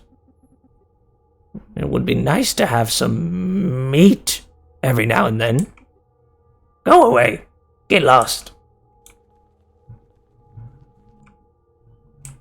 Hello? Okay. What's shaking, dude? Hello. I'm frustrated. Only potatoes after potatoes. Yes, I overheard the conversation. Savings, they call it. These people need better food. Well, I can't provide them with only potatoes. I'm sorry. Leave me alone. Okay, dude. Can I get a potato, though? Can I get a potato, though? It's locked. This one is not locked. I don't need to wash my hands right now. I don't like using public toilets. They're stinky. Smooch.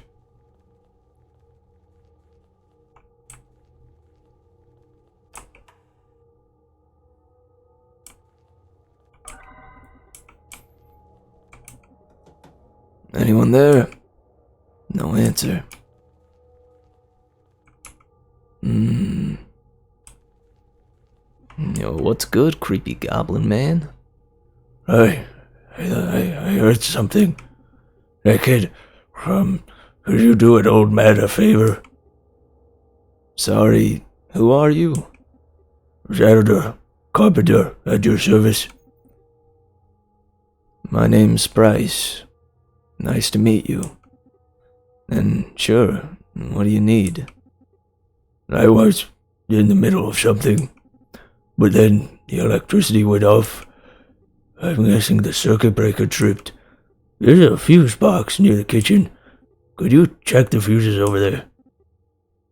I guess I'm not in a hurry, so why not? Thanks, kid. I'll let you borrow my keys.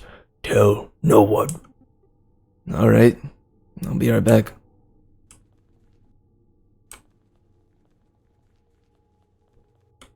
Alright, to the kitchen.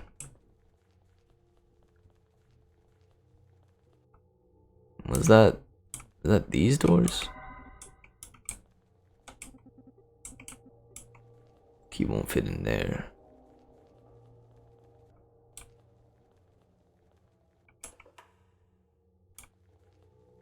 Does it let me in here?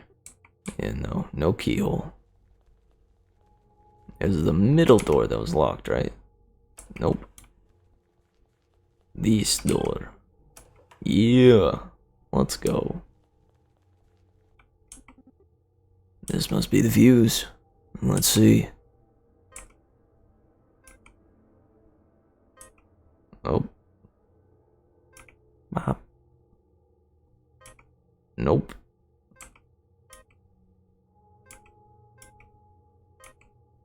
Okay. Nope.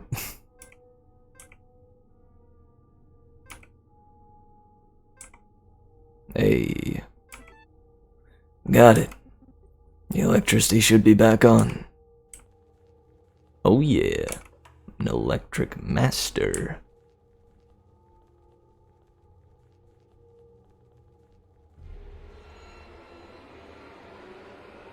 Ah, that's probably nothing.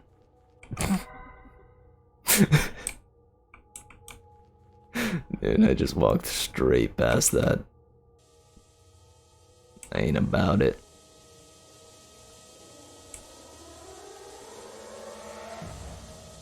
Okay, sir. Hey. Hey. Thanks, kid. Electricity's back on. What the hell are you doing? I'm disposing of this corpse. Corpse? Who is that? Just some oldsters. He died a few days back. It's cheaper this way. I feel sick. What's that? Oh yeah.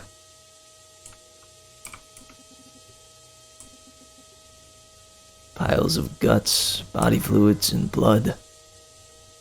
This will have to do. Oh gosh, dude, what? No. Dude, no. What do you mean? What do you mean?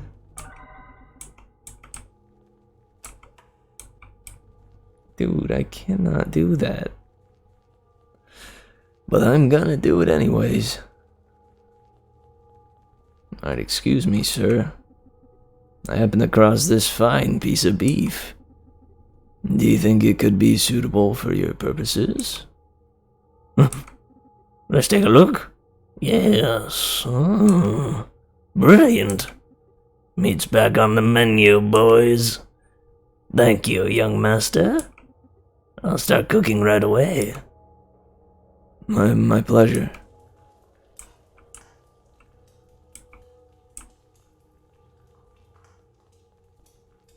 Alright, cool beans.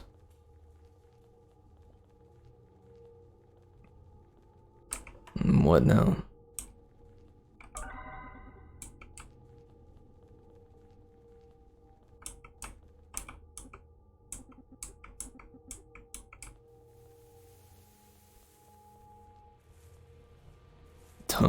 Excuse me, dude. You're just gonna ignore me then? Yeah? Yeah. Mm-hmm. Right. I see. Very good.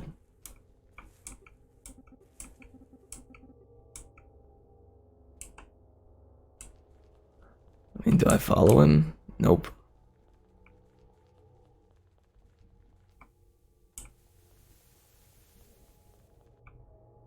Oh. These guys actually kind of look like potatoes. I feel like that's on purpose. I guess let's go check in on our favorite goober. Oh, it's dark again. Hello? Hello? Okay.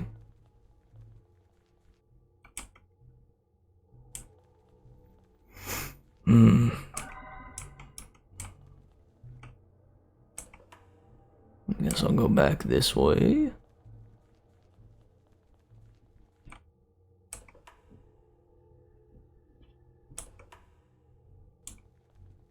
Haven't been in these in a little bit. Oh, I see. What up, dudes? Finish up that cooking? I prepared a beautiful dish. Finally, these people will get the food they deserve. Speaking of that, I'm here to see Mrs. Goodwin. Can I take the food to her?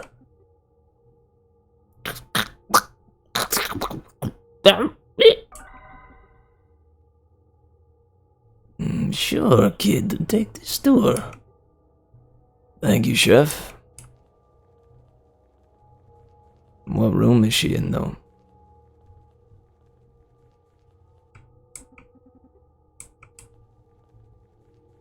Do I follow this chick?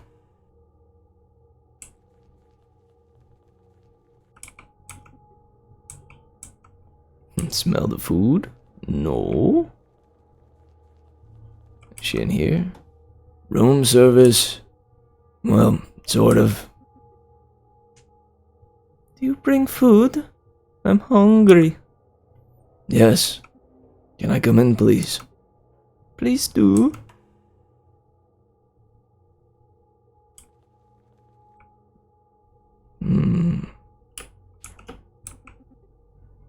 Did you have food for me? And I guess so. You're not Mrs. Goodwin. Oh, I'm afraid you're in the wrong room, dear. Sorry, I didn't mean to sound rude. Here's the food. Thank you, dear. Well, I'll get going. It's been a long time since anyone came to see me. I'm sorry. I think it was 2 months ago. My grandchild came to see me. I really need... But I haven't heard from him since.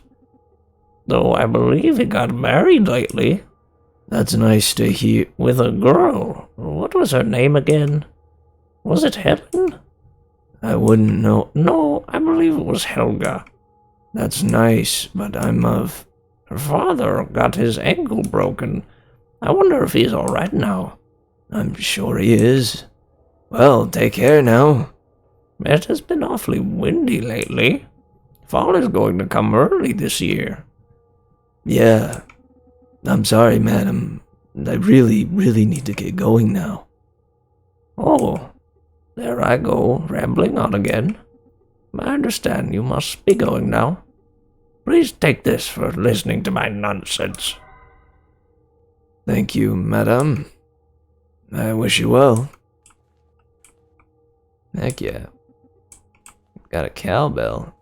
Oh, yo, I know what to do with this thing. Excuse me, sir. Wake up. Finally. Oh, whoa. I can't wake him up. I would need divine powers to do that. Frick, dude.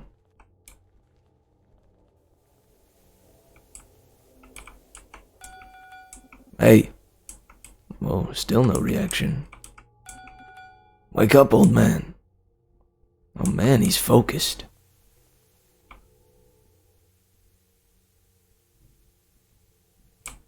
Oh, thanks, Lucas. I appreciate you looking out.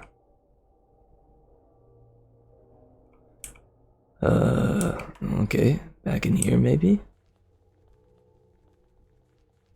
Do I use cowbell on Chefman? Excuse me, chef man. Take this. I got a hold of this cowbell. I was thinking maybe you could find it useful.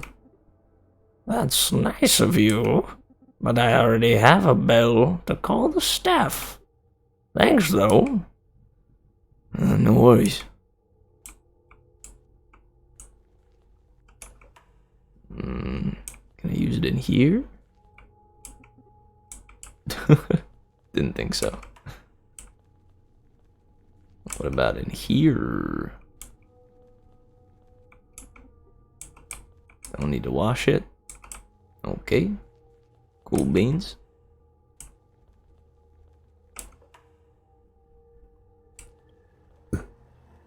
I'll use it on this. Nope. The golden TV remains. Open sesame. I can't believe that didn't work.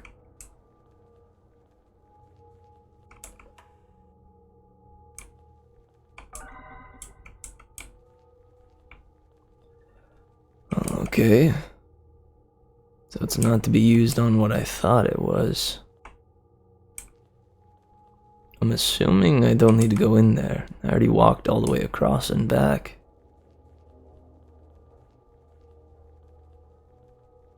Alright, come on, God. Help me out here.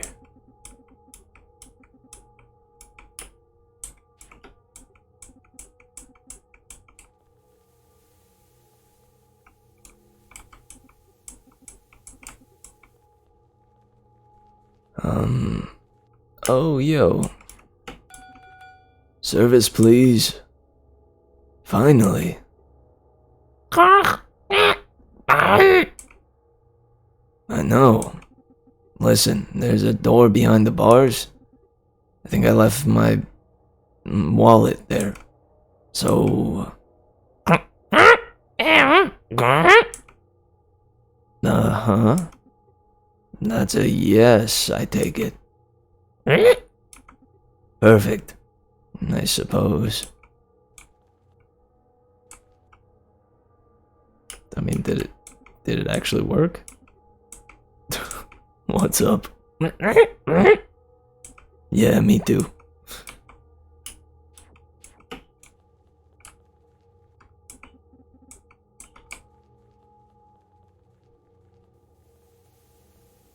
Okay, so it turns out I can go in there.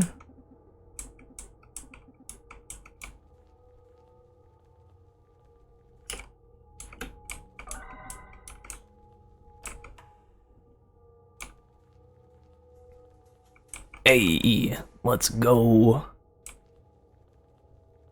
I see. Oh man, I wonder how long she's been here.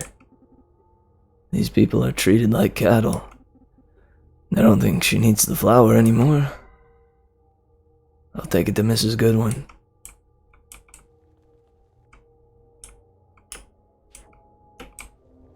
Cowbell attack. That did the trick. What did it do? What? Wait, what? Did I just lose my cowbell for no reason?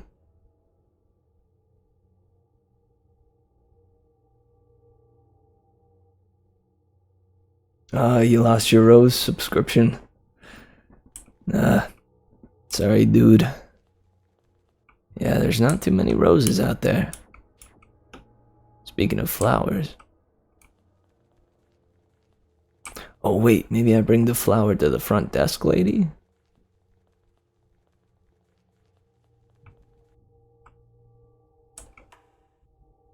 No worries, dude.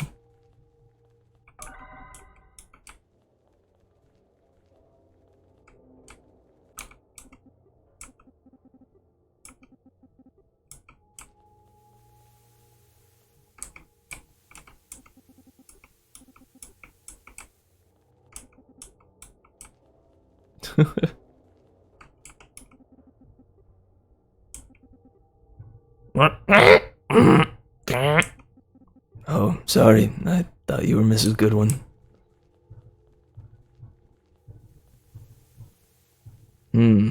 Maybe it's...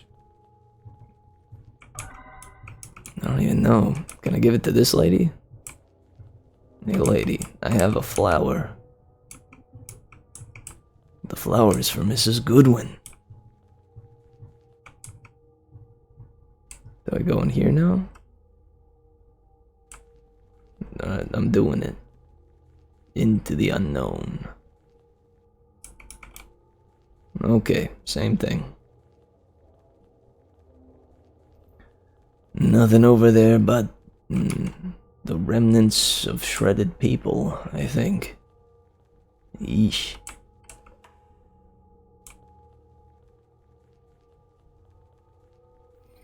Maybe Chef Dude knows where Mrs. Goodwin is? Hello, dude. I have a flower. How's it going? Wonderful. You wouldn't believe my frustration. Thanks for getting that beef to me. Sure.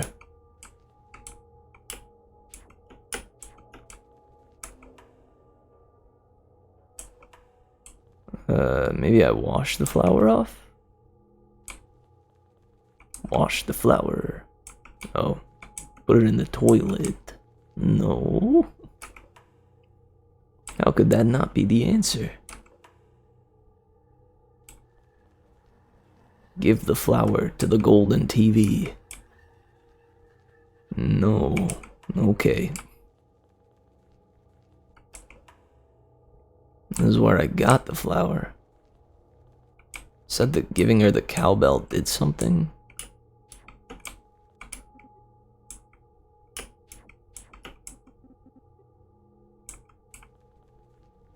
Okay, yes, I need to take this to Mrs. Goodwin, but where is Mrs. Goodwin?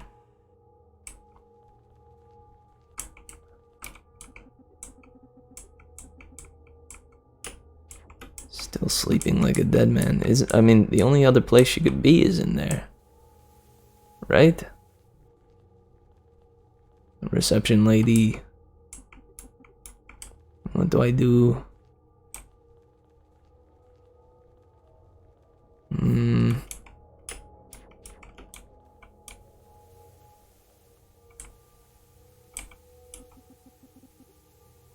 I've never given the flower to a television before, and I don't intend to start now.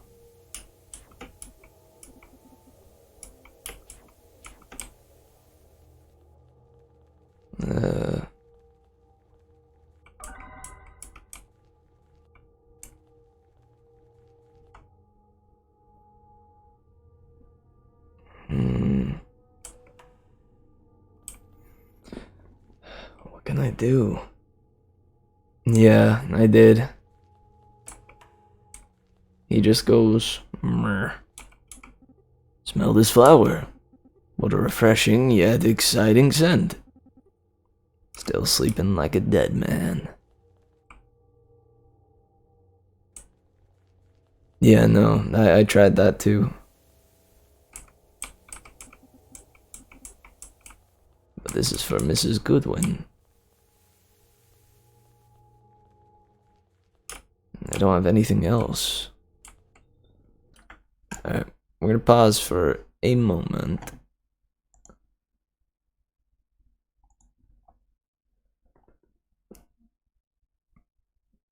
Alright.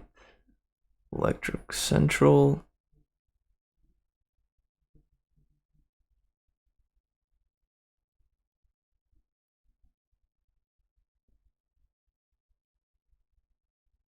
Okay, get the food.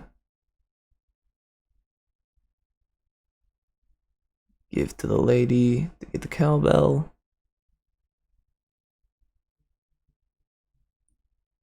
Oh.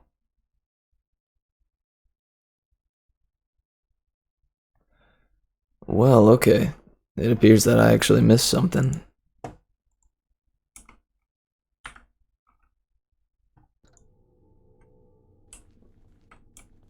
Okay, alright, this place.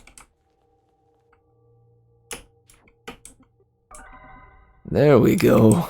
Gosh dang it. That's what I get for not inspecting literally everything. Okay, here you are. I think there's a better use for this hanger. Think I could bend this hanger to act as an antenna? Ah, it worked. I'm a genius. Ken Badcock is airing. Yeah, dude man's leaving. Let's go. Wait a second. There's a lady sweeping just a moment ago. Ooh. Skibbity-doo-ba-da-da-ba-da-ba-da-boo-ba-da-ba-da-bee-ba-da-ba-da-boo. Skibbity-bee-bow-bow-wah-ba-da-ba-dee-bow-bow-ba-dow. This is Goodwin. This is Price. Can I come in? I'm here. Come in, please. Alright, here we go, guys. Bad cock emote win. I was nervous and afraid. I didn't know what to expect. Maybe she would blame me. I was concerned about her well-being. I felt guilty and ashamed. Alright, now it's time to stand in this corner for all eternity and never approach my wrongdoings.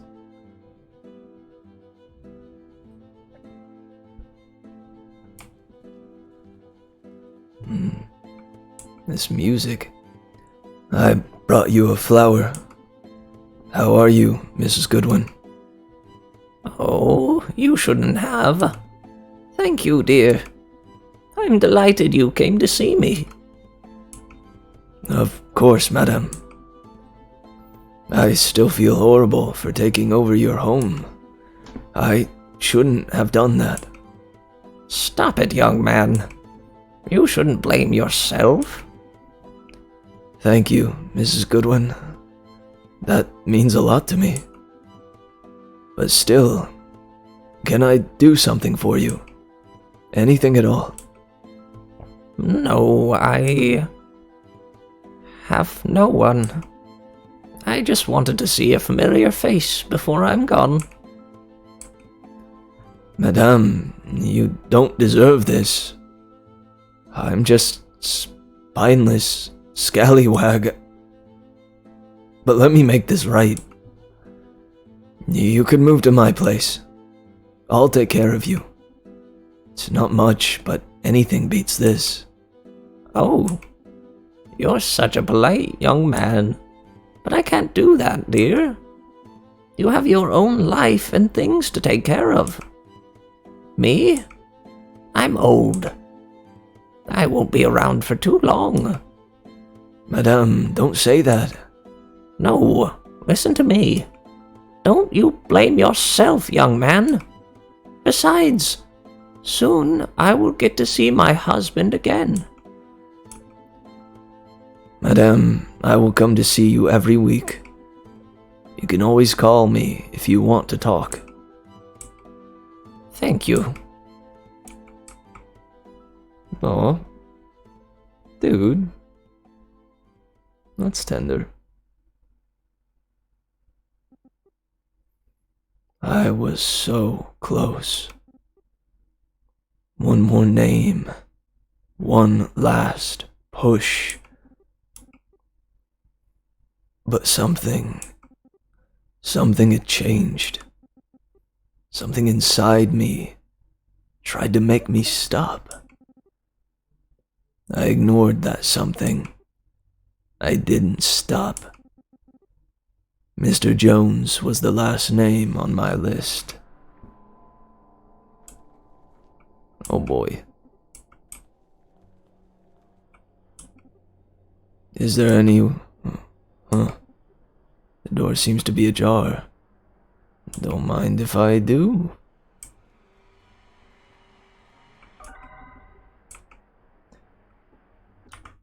Okay, we might stop it here so that we can get in maybe a story or two before the night is done and through. Whew. Dang, dude. This is a good game, though. I have a feeling it's nearing its end too.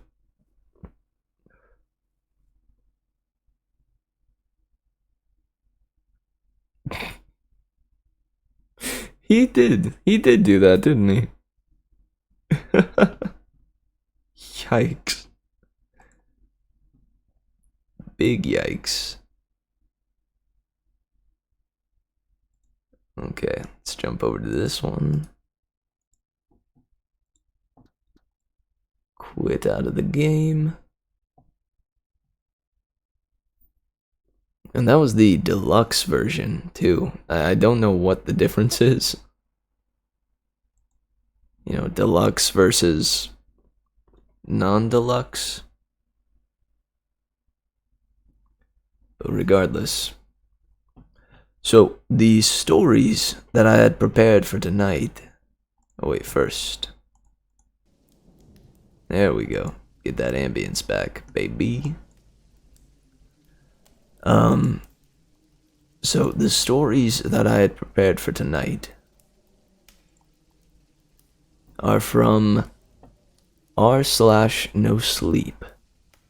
I was hoping to find another something that would be similar to Baraska, or at the very least would just be like a longer kind of tale.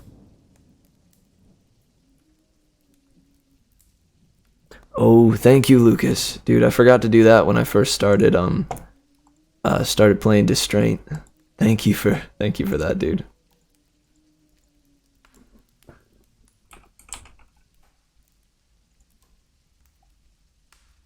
There we go. Nice, nice.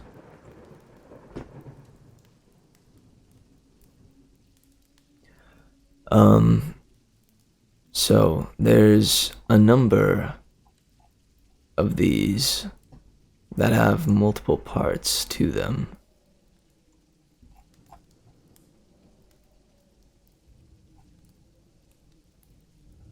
This one seemed interesting. It's filed under NSFW.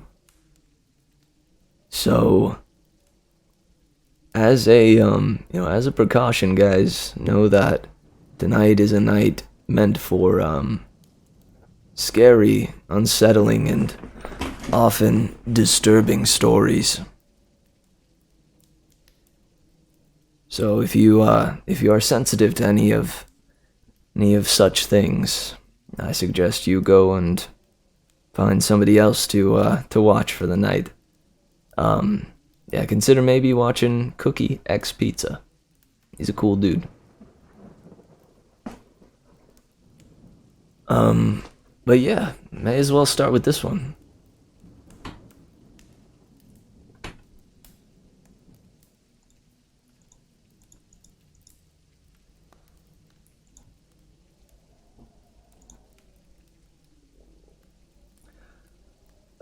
No. What happened?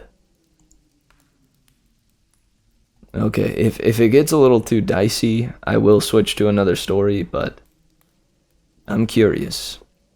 I want to know. I want to know what this is about.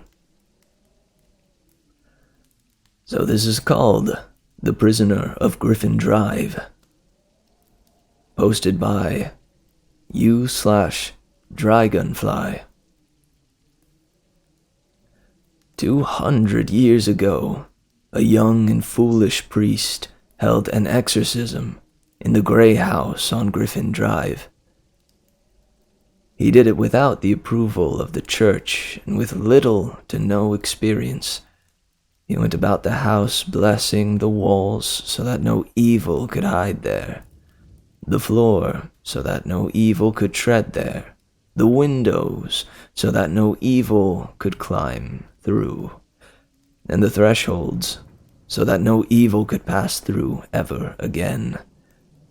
With every blessing, he used a combination of white sage, pepper, clove, and holy anointing oils to mark a small and ancient script known to some as the language of the Nephilim, where he found those symbols, or why he used those instead of Latin or Hebrew, I'll never know. After all, that damned priest was a fool. It was my ghost hunting Uncle Roar's favorite story. Oh. It was my ghost It was my ghost hunting Uncle Roar's favorite story to tell me when I was small.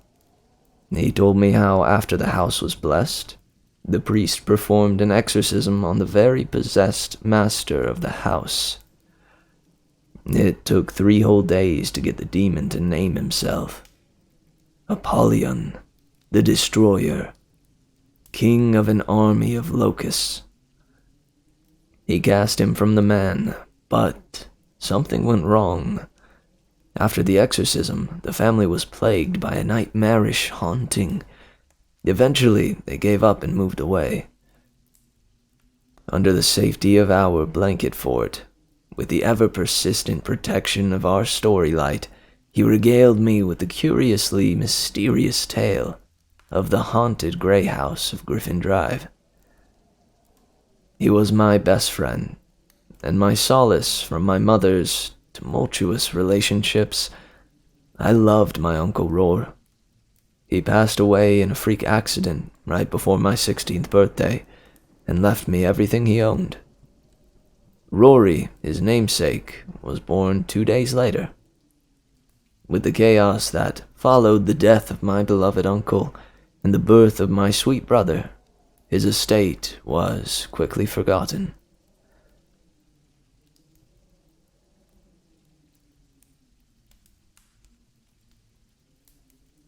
Yeah, that's cool, Lucas. I sold Uncle Roar's beloved car that he left me. We needed the money to escape John.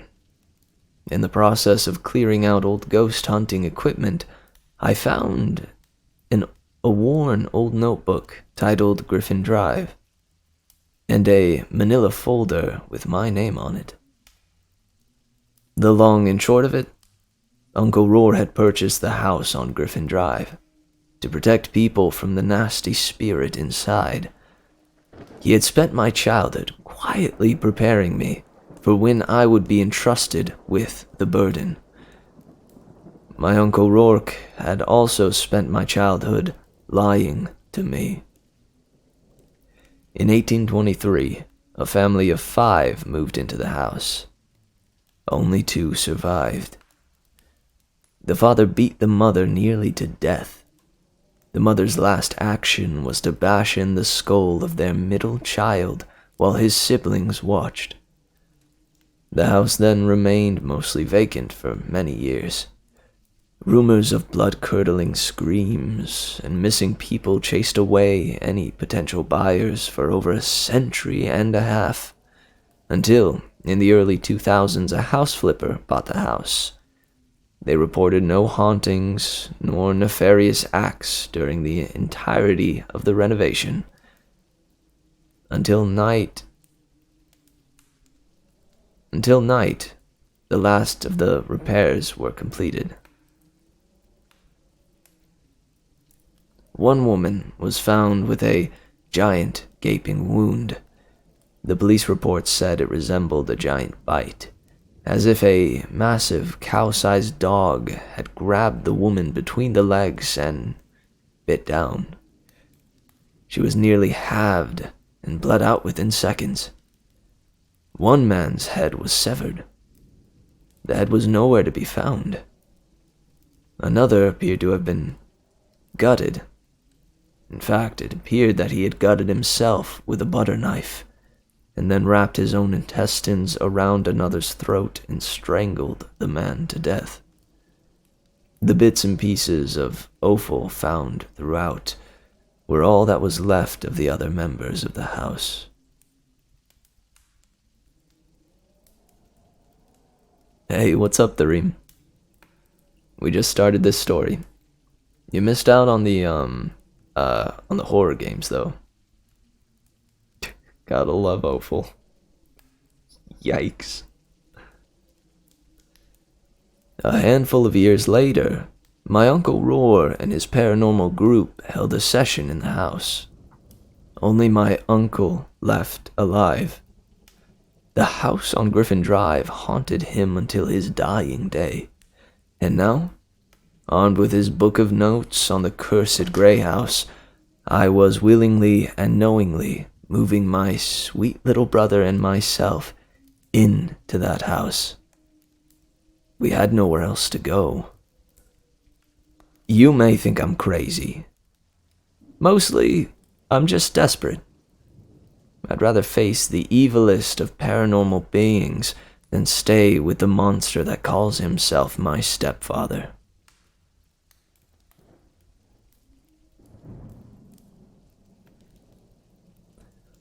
The once gray siding was faded and peeling from the house when I arrived. I imagined the centuries of screams are what curdled the paint. It loomed above us as we approached. A dark sense of foreboding welled in the pit of my stomach when I stepped into the shadow of the wraparound porch. Everything we had in a duffel bag on my shoulder, Rory on my hip. Is there a way to be able to see all of this?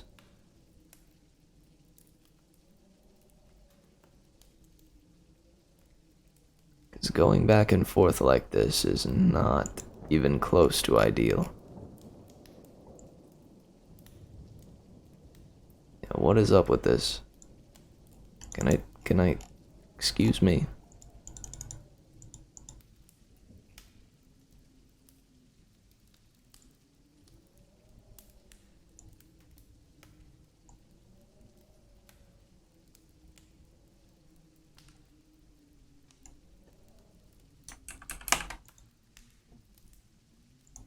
Excuse me one moment. I'm gonna see if this works.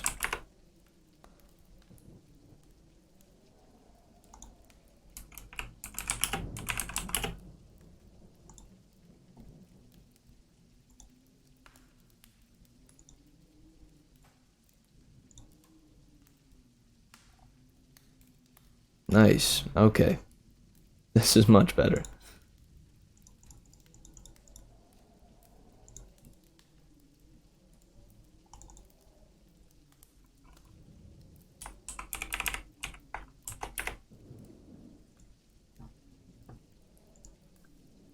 Alright.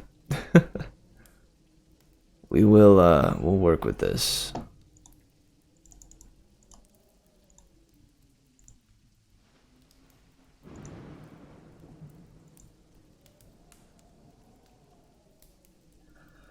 The once gray siding was faded and peeling from the house when we arrived.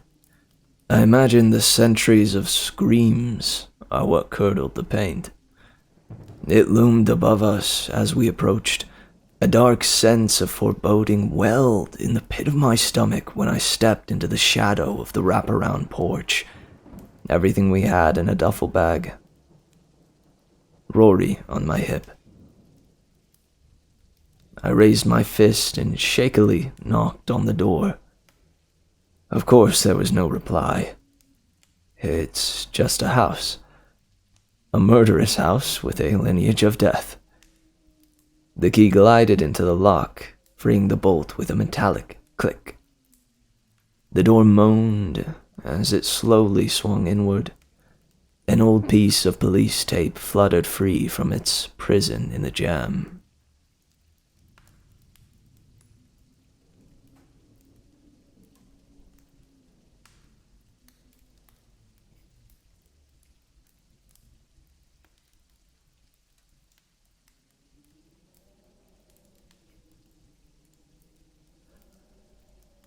Hello? Oh, wait.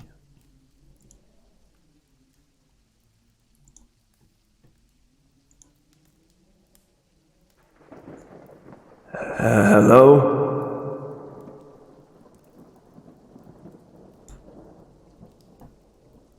My words reverberated throughout the house.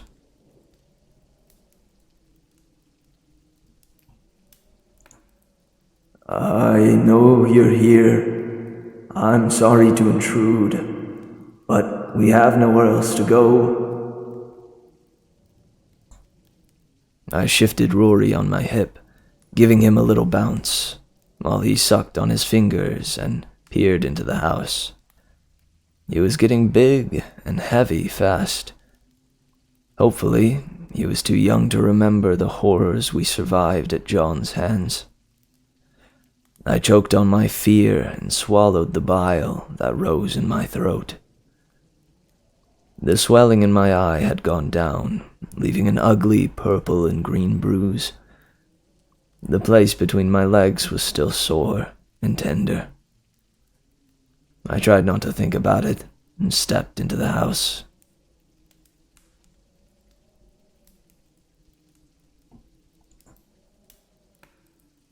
Please. He won't look for us. My voice broke. We won't be any trouble. Nothing but silence. The house was strangely clean. I expected to spend the day airing the place and dusting. It should have given me pause. Who would come here to clean? Who else had keys to the house? But all I really thought was that it was one less thing to worry about.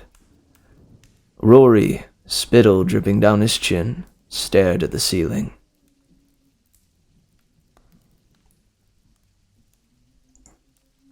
Hello?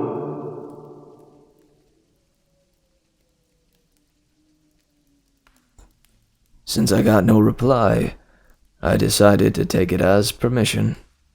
I tossed our bag by the door and set Rory gently on the floor.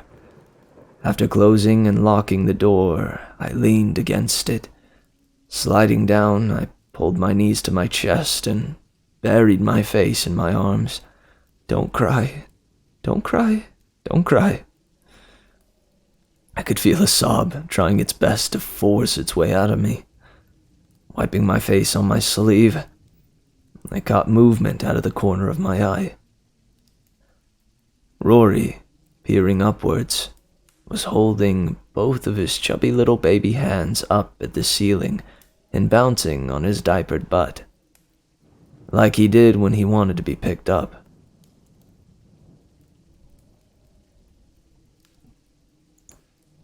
Chowie! He shouted in excitement and burst into a fit of giggles, his eyes never leaving the spot on the ceiling. The sweet sound of his laughter significantly lightened the shadow on my heart.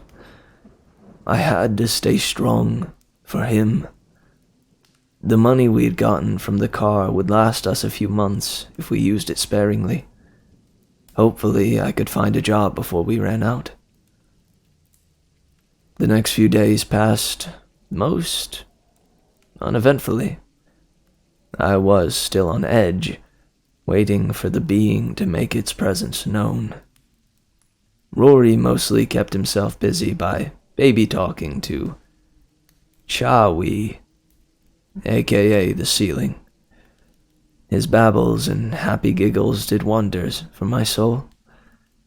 The house was minimally furnished, whether the pieces were leftovers from the flippers or from Uncle Roar and his unfortunate team's sessions. I didn't know nor care. The strange markings around the house creeped me out. According to the notebook, they were the supposed Nephilim characters left by the priest all those years ago. I tried scrubbing at them, but they would just reappear moments after. In some places, I scrubbed so hard the paint came off, and still the markings would leach back onto the surface. The morning of our second week, I woke to find Rory standing over me. He just stared down at me, a level of intelligence and curiosity beyond his 2 years, shining from his deep brown eyes.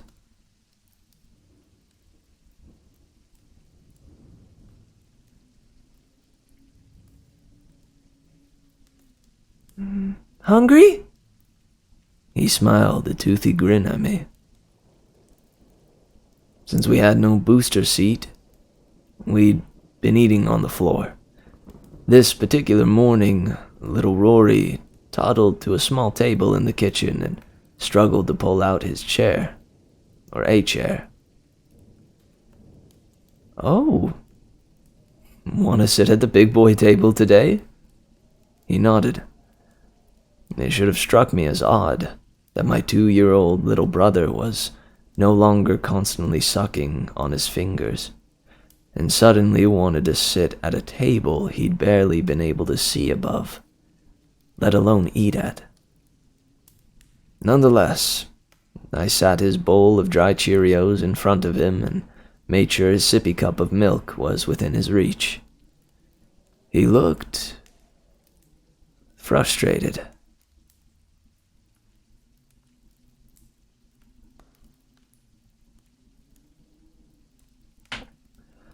While I made my own bowl, he let out the biggest sigh I'd ever heard. Before I could even say anything, he had wiggled from his seat and walked up to me in the kitchen.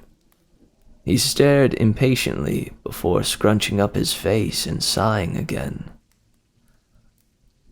"What is it, buddy?" Rory placed one hand on my hip and gave a small shove. Curious as to what this was all about, I took a step back. He stood on his tiptoes and opened the drawer I had previously been in front of. His little fingers grasped about the silverware drawer while he teetered precariously. "Rory! You're gonna hurt yourself!"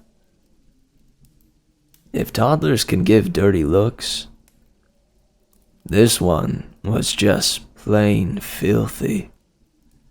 He ran back into the little dining area, and as I watched him from over the island, he began to tug on a chair, as if he was trying to bring it over to the drawer, but lost his grip and fell on his butt. I could have sworn I heard him mumble, "Damn it!" "Rory, sweetheart, what do you want?" "Spoon." I stared in disbelief. He still ate with his fingers, and he was asking for a spoon. And he knew where they were in the kitchen? He was more observant of his surroundings than I thought. I got out a spoon and handed it to him.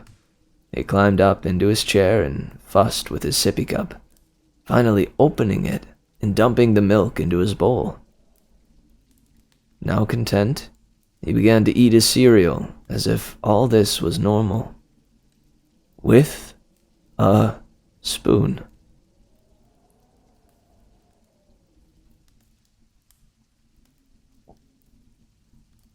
I could feel the hair raise on the back of my neck.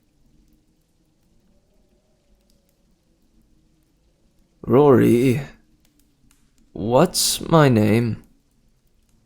He looked at me annoyed that I had interrupted his Cheerio feast. Moima. Milk dribbled down his chin. After breakfast, we sat in the empty living room. Rory patiently by the front door, his toys untouched. "Buddy, what you doing over there?" He turned and looked at me. "Waiting on company." There was a loud knock on the door, to the tune of "Shave and a Haircut." Rory excitedly threw open the door. The most beautiful man I had ever seen stared in surprise at us. His blonde, sun-kissed hair fluttered in the soft breeze that now blew through the house. His bright emerald green eyes widened as they went from Rory to me and back again. Rory was the first to speak. "Hello, Wook." The blonde Adonis let out a snort. What the fuck is this?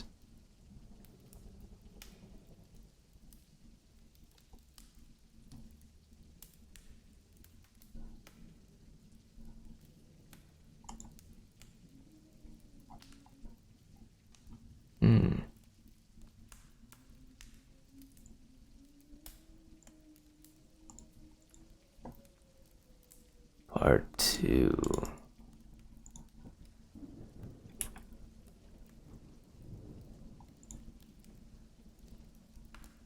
All right.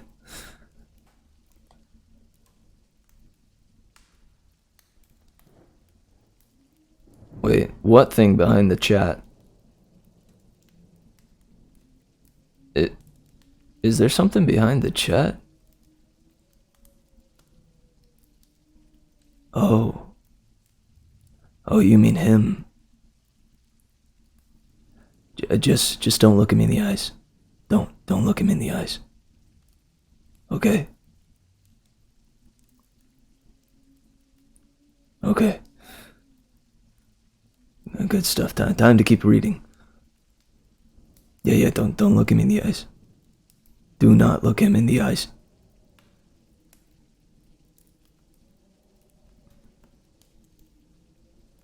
Did you...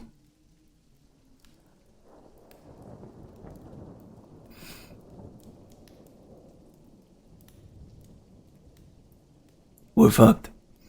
You fucked us, Luke. Lucas, you've doomed us all.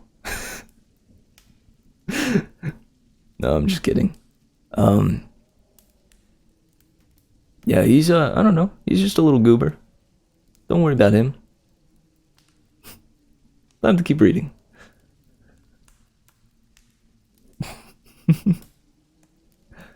Little Rory grinned at the blonde man. What do you think? He did a little pirouette and nearly toppled over. The man, with chin in hand, eyed my small brother. Seriously, what are you doing? I recovered from my momentary shock and rushed to the door, pushing Rory behind me. Who are you? What do you want? I asked of the man. He smirked. I could ask you the same. I could ask you the same. His voice was soft and deep, like velvet dipped in seduction. He stared at me for a moment longer and then gave a deep bow, one arm flung into the air behind him.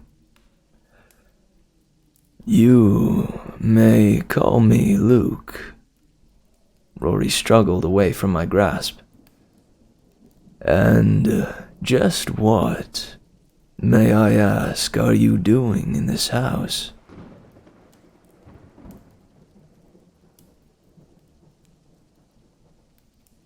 They asked to stay.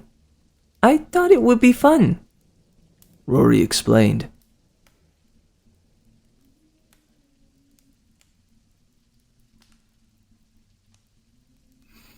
I cannot take it anymore. The beautiful man's face crinkled into the kind of smile that made legs turn to jello and hearts into a quivering mess. Please, that little voice doesn't suit you. Show yourself. Rory gave me a sidelong glance and then shrugged his shoulders. A shadow rose from his little body, like a plume of smoke, rising up until it formed a puddle on the ceiling. It was like looking up at the night sky on a clear night. Darker than your mind can grasp, with tiny flecks of light shimmering softly on the surface. Come now. Become something they can fathom, Luke demanded from the door. The darkness on the ceiling stretched and took the form of a man. If Luke was the sun, or the brightest morning star, the figure above me was the moon.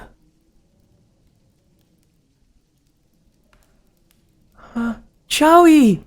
Again! I'm ashamed to say, but I fainted. When I came to, the world was blurry and spinning. I could hear little Rory crying and another voice shushing him. Mama? Mama hurt? He sobbed. There. Oh. There, little one. She's just taking a nap. You're getting snot all over me. My eyes finally focused as I struggled to understand what was happening around me.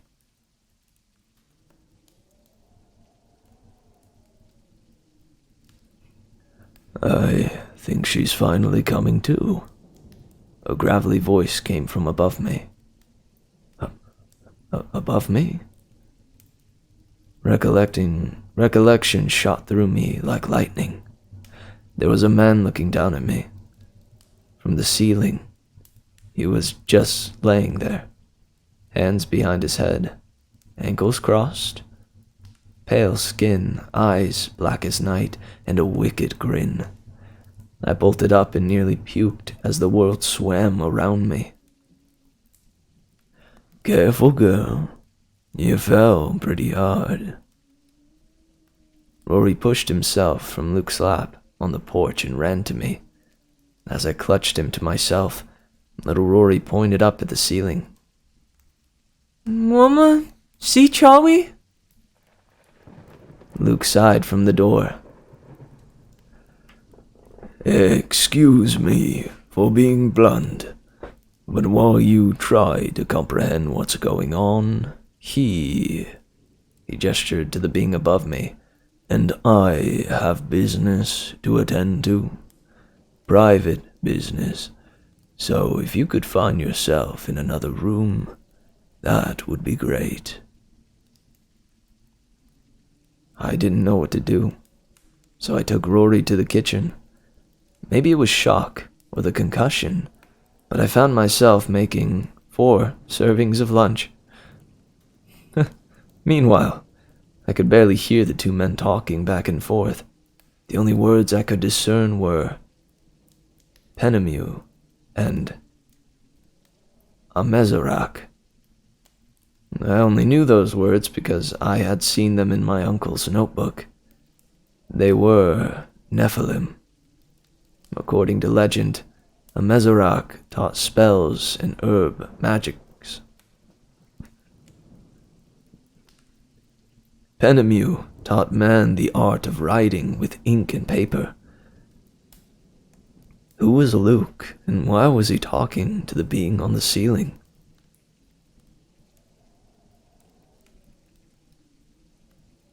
I knocked on the wall of the living room and announced myself before entering with 3 plates laden with sandwiches. Both men shot annoyed glances my way. Luke sitting crisscross applesauce just outside the front door. The dark one just inside the door, mirroring his stance from his perch above. I made lunch. It's not much, but, I shrugged as I handed 1 plate to the wide-eyed Luke and lifted 1 up to the resident monster. I stared at him. Do you eat? Luke took the plate and peered inside the sandwich, his mouth dropping open in astonishment. I felt the plate I held aloft lifted from my hands, and suddenly the room was filled with a deep, rumbling laughter. I looked from one to the other, nervous I had made an egregious error. Luke's eyelids fluttered, the corners of his mouth twitching.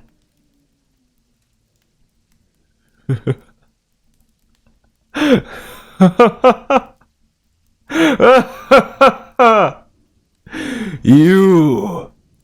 Boomed the one from above. You! He chortled some more.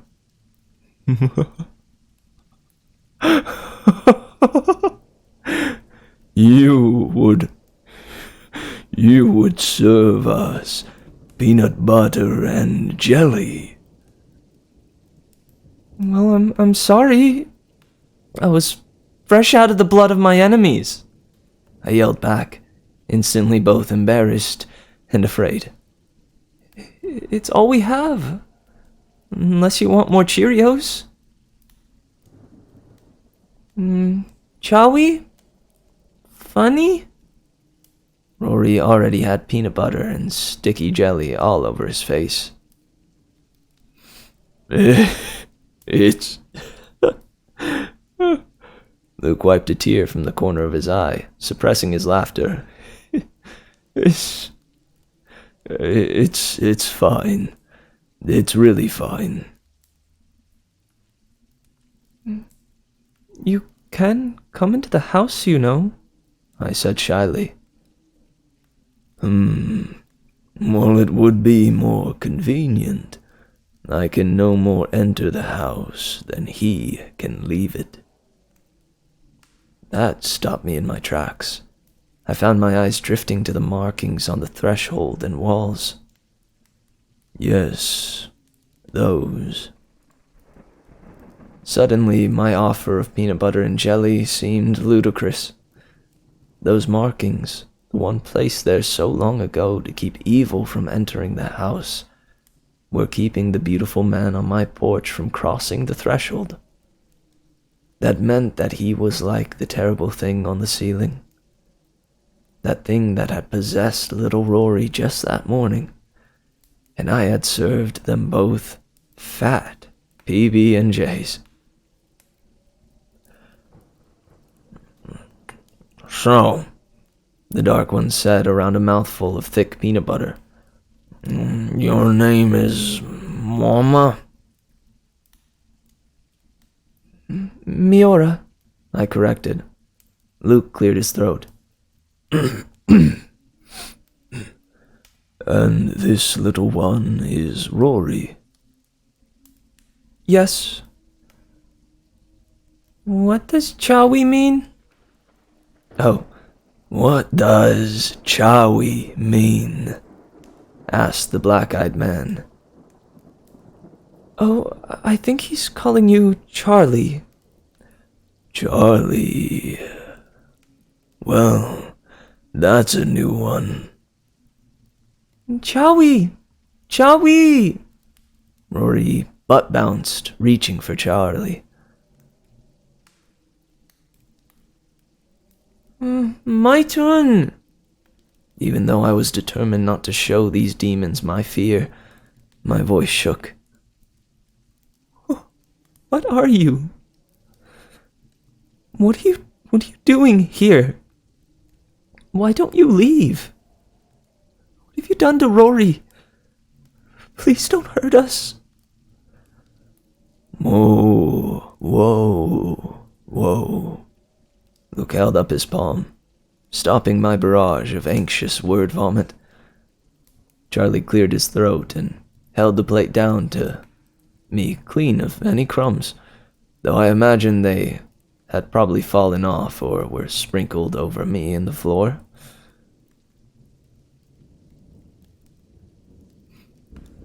I could answer those, but you wouldn't like it, nor would you be capable of understanding. Try me. You could just show her. Luke held his plate up, but just outside the door. What happens if you cross? I took back the plate. Both monsters had demolished their sandwiches. It hurts, Luke answered curtly. Charlie flashed a malice-filled grin in my direction. Would you like to see? Before I could answer, he stood, making him face to face with me. It's terrifying looking a monster directly in the mouth. He leaned forwards, his body dripping down from the ceiling, drenching me with himself. My chest constricted and my vision began to swim. The world went dark around the edges, like I was about to pass out. I saw my hand come up and wave in front of my face, but I had not moved it. You taste exquisite. Charlie's voice echoed through my head. Such fear, so ripe for the picking. I felt my body inhale deeply as my soul shivered. We looked toward the door. Luke was leaning back on his elbows, Rory in his lap once again. Prepare yourself, Moira. I watched as my hand raised, and ever so slowly, pushed against the invisible wall where the doorway should be. Burning, searing pain shot up my arm. It felt like every bone had been instantly crushed. Every nerve pinched beyond endurance. Someone was screaming. Was that me? Rory watched wide-eyed. Chowie! Bad! No, Joey! He shook the spit and peanut butter. He shook his spit and peanut butter covered fingers at us, his brown eyes alive with a fury only a 2-year-old can feel. Charlie relented, pulling my hand back. Pain aside, it had been like pushing against a concrete wall. So no evil can pass through. He left me then, and I collapsed to the floor, gasping for breath and clutching my arm to my chest. Rory rushed me and patted my back. It's okay, Moima. It's okay.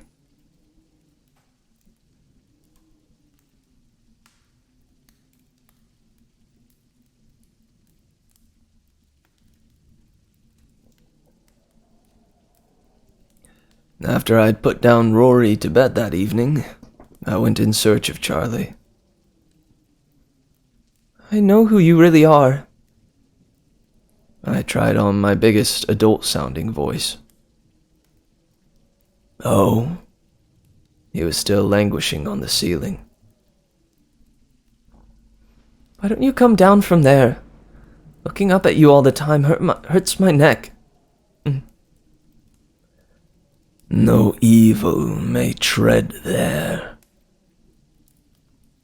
I looked down at the floor and noticed the symbols there for the first time.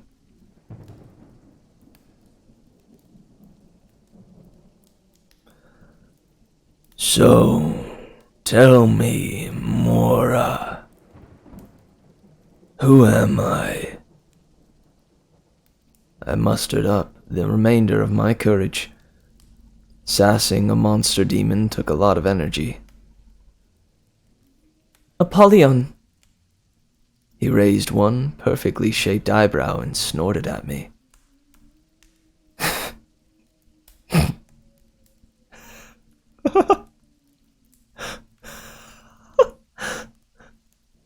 No, child. I am not Apollyon. Though I gave that name many years ago. I might add, Polly was greatly amused by that prank. He stood and walked a few steps away. It's strange holding a conversation with an upside-down man. I was bored with the priest's unrelenting drivel. I thought the idiot priest would go away if I gave him a random name. The king of the locusts was the first name to enter my head that day. If you insist on calling me by a name, Charlie will do. He turned and looked at me thoughtfully. In the blink of an eye, he was but a few inches from me. He reached out and stroked my hair, gathering it in his fingers and pressing it to my face. He inhaled deeply. Give me your fears. Let me taste your darkest hate. Indulge me and I shall leave you unharmed. The little one too. I couldn't stop my body from trembling. I couldn't stop the tears from rolling down my cheeks. He leaned in and licked one from my face. His nostrils flared and his breathing became heavy.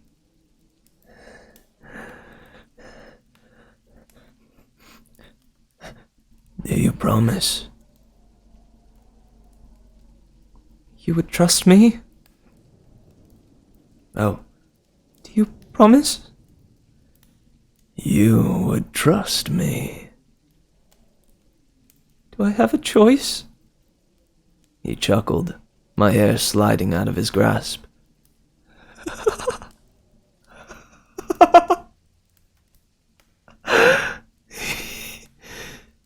You have my word, strange human. Show me why you sought refuge in my prison. So I did. I felt myself go static at his presence, and as it filled me, I should have asked how this works before I agreed.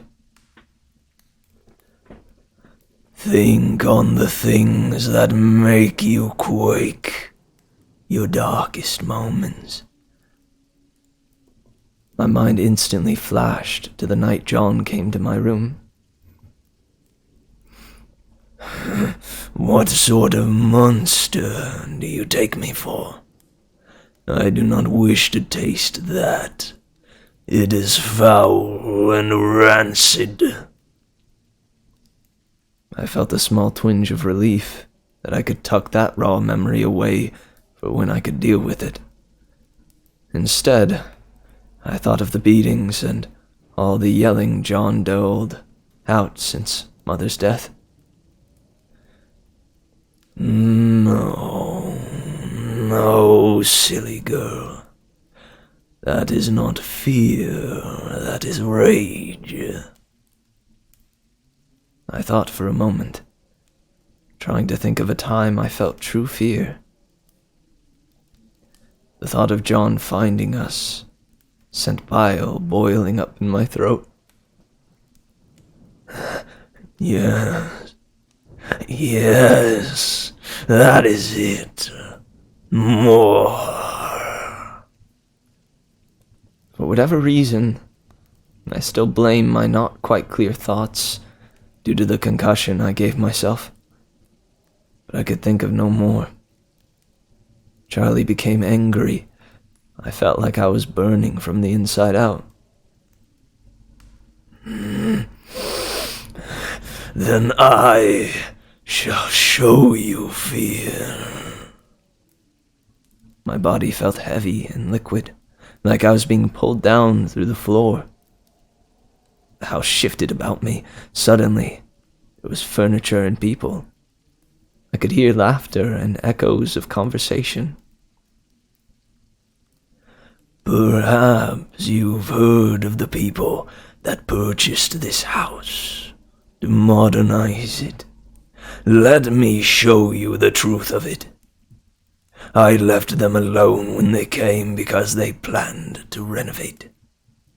I had never heard this word before them. You see, when I take you, I have access to all your thoughts and memories. In an instant I can learn your darkest secrets and fears. I peek into the blackest part of your hearts to find the hard knots of hate you hide there. Usually, I use this to discover ways to break you. This time, I learned that you can buy a decrepit house and make it new with state-of-the-art repairs, and then turn a profit. You humans and your greed. It will always be your undoing. However, they plan to pull down walls, replace windows and doors. They were unknowingly planning my escape. I left them be. They tore out the kitchen and replaced it with shiny new appliances. They opened up the walls and upgraded the electric and plumbing. The new windows let in more light, shining upon the freshly refinished floors. Judging by the groaning of the walls, they redid the siding and roof. The night the renovations were complete, they held a small gathering to celebrate. The doors were left open to the night, while they clinked glasses and joked about the supposed hauntings of the house. I drifted to the floor. It had been so long since I stood upright in the world. There was only pain, though. He made me watch his past. Oh, what's that? A voice called. A small group of people all gathered around a spot on the new linen-colored wall. I watched, filled with his disdain, as the Nephilim script appeared like a dark oil stain on the fresh paint. One by one, each dastardly character seeped to the surface. A Mezerak and Penamu had taught the ancient... Mezerak and Penamu had taught the ancient humans well. These new humans would taste my wrath. He didn't bother possessing any of them. Instead, he endured the pain that racked both our bodies and showed himself. He took the forms of their greatest fears. He caught one woman in his great jaw and snapped her in half, her blood splattering the new ceiling fan. The doors and windows slammed shut. If I couldn't leave, neither would they. He sunk massive claws into a man's soft eyes and flung him across the room. The long talons tore another's abdomen open with a flick, sending viscera over their makeshift table. The others clambered and screamed. They beat upon the walls and doors. One woman's hair tangled against his rough palm. He ripped it from her head. Slowly. He forced me to watch as he tore the party to shreds, each in a different, vicious way. Not even the finest of your doctors were able to piece them back together again. How I wish I could have attended their mass funeral to taste the agony I had wrought.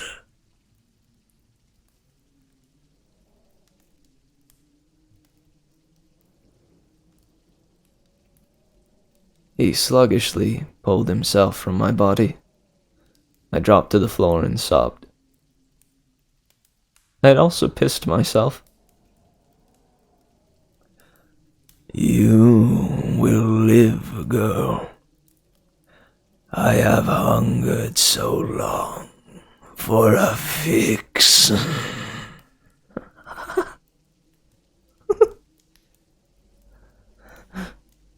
He ran his fingers through his messy hair and vanished from my sight.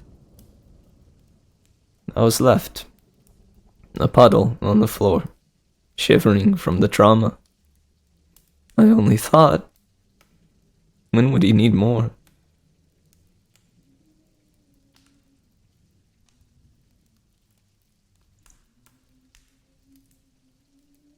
Dang. This is getting good.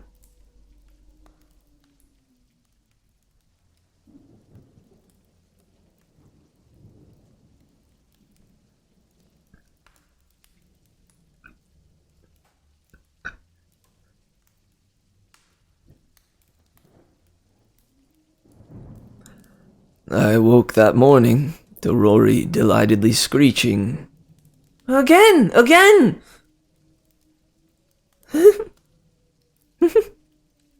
Wandering out from the room we'd been sleeping in, I found pure baby chaos. Rory was stark naked, and hanging from Charlie's back, black mercury, like being swung back and forth. His little bare bottom would tap the ceiling, and Charlie would swing him down in an arc, his little toes grazing the floor. And back up so that his button nose almost touched the ceiling on the other side. Rory would then push off the ceiling with his feet, down and up, back and forth, only just slowing down enough so his small body wouldn't collide in and crash with the ceiling. What the? Charlie! Put him down! I wasn't hurting him. His smoky voice sulked. I gave him the stink eye. Rory, where's your diaper? He gave me his most mischievous giggle and pointed out the wide open front door at his dirty diaper and a small mound of dirty wipes that must have been haphazardly tossed through the door. I looked at Charlie. Did you try to change him? As you know, I cannot leave this place. For that matter, I cannot enter any room with a threshold. I am bound to wander this room, the hallway, the room you sleep in, and that place you eat in for an eternity. The small one was stinking the place up, and for the first time ever, I have wished for death. I could not reach his fresh diapers. And you were swinging him, why? We were airing his foul-smelling bottom. I did my best not to laugh at the hysterical image of this dark, ancient being attempting to wipe Rory's butt. I let the rest of what he said sink in, so he could traverse through only part of the house. I had chosen the room we slept in, which was probably a formal dining room or den, because it was closest to the door. It had also contained the only mattress. Perhaps I should consider lugging the old ratty mattress into one of the actual bedrooms that had a threshold.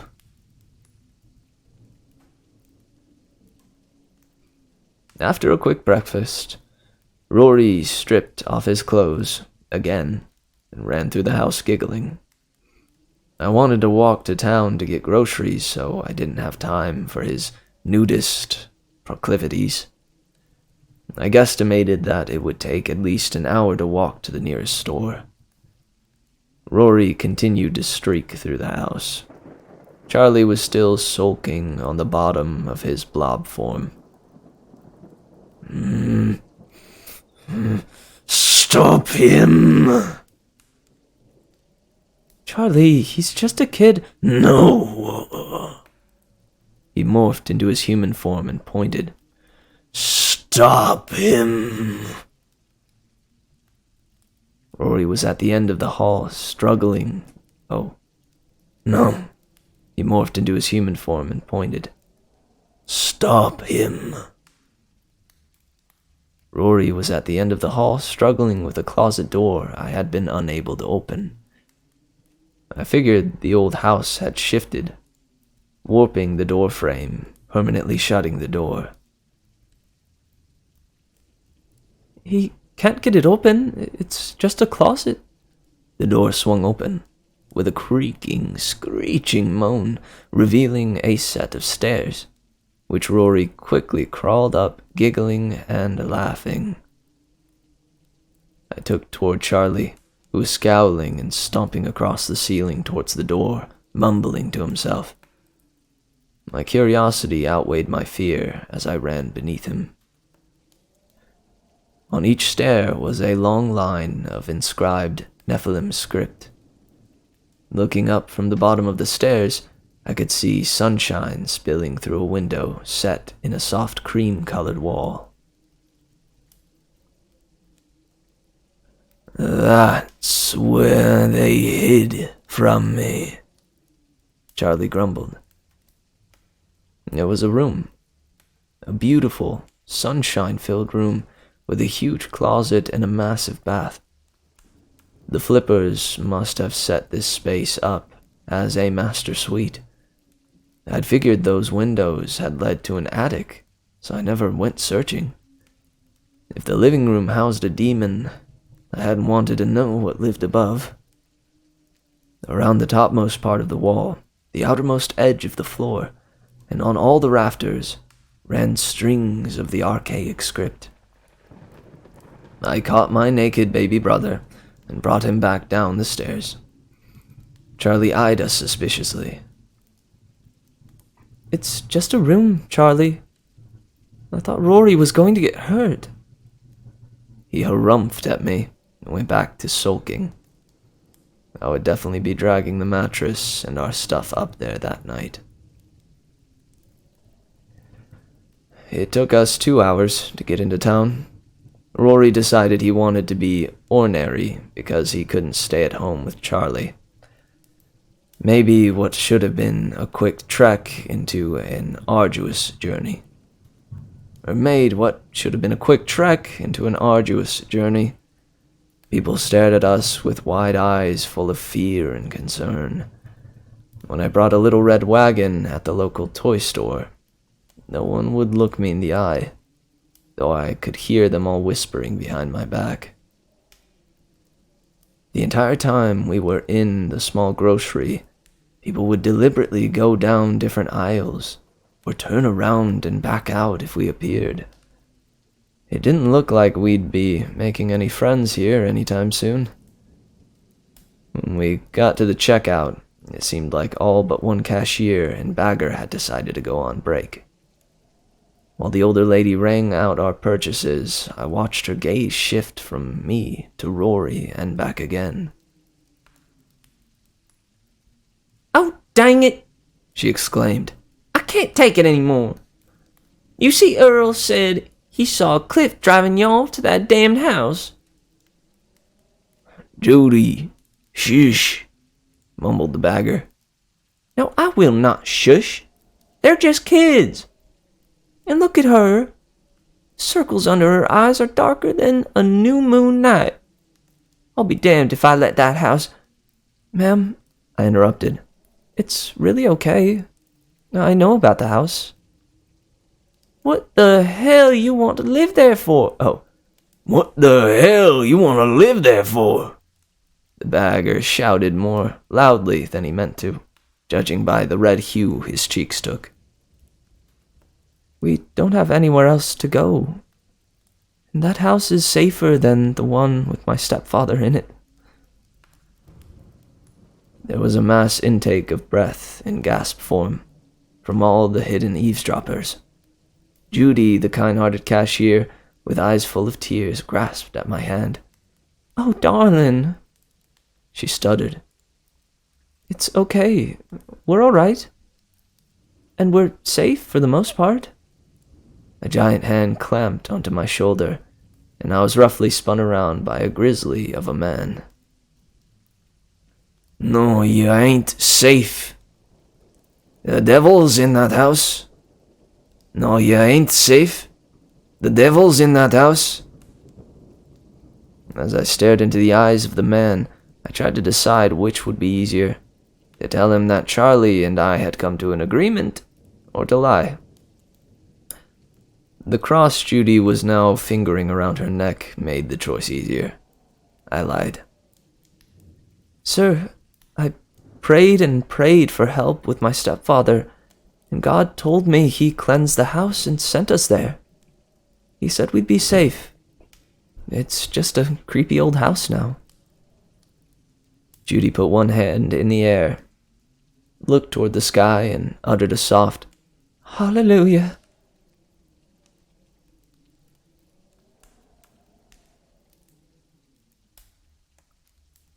"How do you youngins even know about that place?" "My Uncle Rourke left it to me." "So, Crazy Rourke did it, did he?" I was surprised. Did this man know Uncle Rourke? He must have noticed my surprise because the hard look in his eyes softened. Everyone knew of him. He took off his baseball cap and scratched at his thinning hair before replacing it. He was the last person to leave that accursed place alive. Then he went and bought up the whole street. Darling, you own all of Griffin Drive. Why don't you and the Sprout live in one of the other houses? Damn. Bagger Boy looked excited. If the devil's really out of that house, you could have a seriously wicked haunted house party for Halloween this weekend. Judy promptly ended his excitement with a slap on the back side of the head. Oh, I thought the bagger was a bagger man, not a bagger boy. The whole walk home, I contemplated this new knowledge. I could just move. It's not like we owed Charlie anything. But I had made a deal. And just because Charlie couldn't leave to come after us, didn't mean he wouldn't send Luke. I was startled out of my reverie by Rory suddenly shouting, "Look!"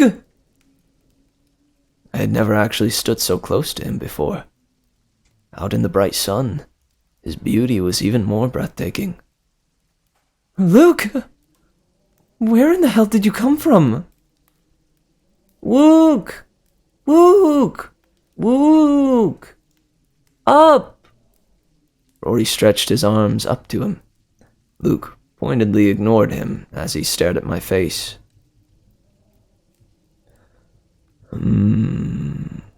Where in the hell?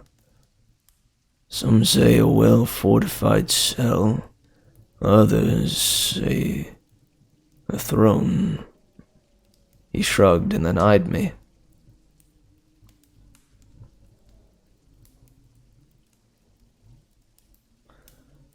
You let him taste your fear, he said flatly. He said he wouldn't hurt us, and we could stay if I did. You realize this is not a one-time thing, right? Luke! What do you care? Look, he said, stopping and turning towards me, the little wagon slamming into my ankles. Do not mistake this as concern for you or the small one. The humans are nothing to me. But Charlie, he cleared his throat, is my friend. He chewed on his words before he spat them in my face. The word friend must have tasted strange in his mouth. He is an addict. He hasn't tasted human emotions in years. He's so close to being clean. I can't have you peddling to him for favors. Luke? Fine, you persistent little bug. He leaned down and grabbed a grinning Rory. He tossed him high into the air, caught him, and placed him on his shoulders. Seeing Rory grinning madly with his little fists filled with Luke's golden locks, while perched safely on his broad shoulders, warmed my bruised soul just a bit. I don't understand. Addict? He sighed and looked down at me. His kind was born long before anyone God claimed ownership over creation. They were there for the first murder, the first rape, the first genocide. They were watchers and felt nothing for human plights. Then someone got the bright idea to take one of your kind out for a spin. For the first time in their history, they felt something. To him, feeling your happiness is like taking a lukewarm shower. Feeling your pain and misery, though, is like the highest high one can possibly feel. It invigorates him, and so violent possessions were born. I stared at him, quite certain that my mouth was gaping open. So, when they do this, what happens to our souls?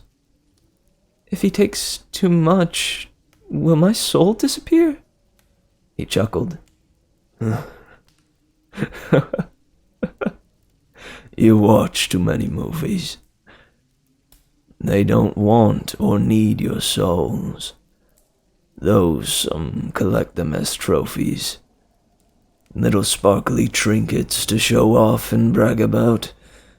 Then when they're feeling in the mood, they can poke and prod them and get tiny whiffs of the delightful highs you once gave them. My kind, on the other hand, do take souls. But that's another conversation. Rory had sat silently upon Luke's shoulders, watching us both. But now his patience had run dry. Giddy up, Luke! Giddy up! He tugged on the golden locks.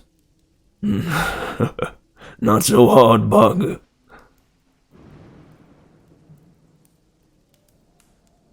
Not so hard, Bug. Charlie eyed us suspiciously when the three of us returned.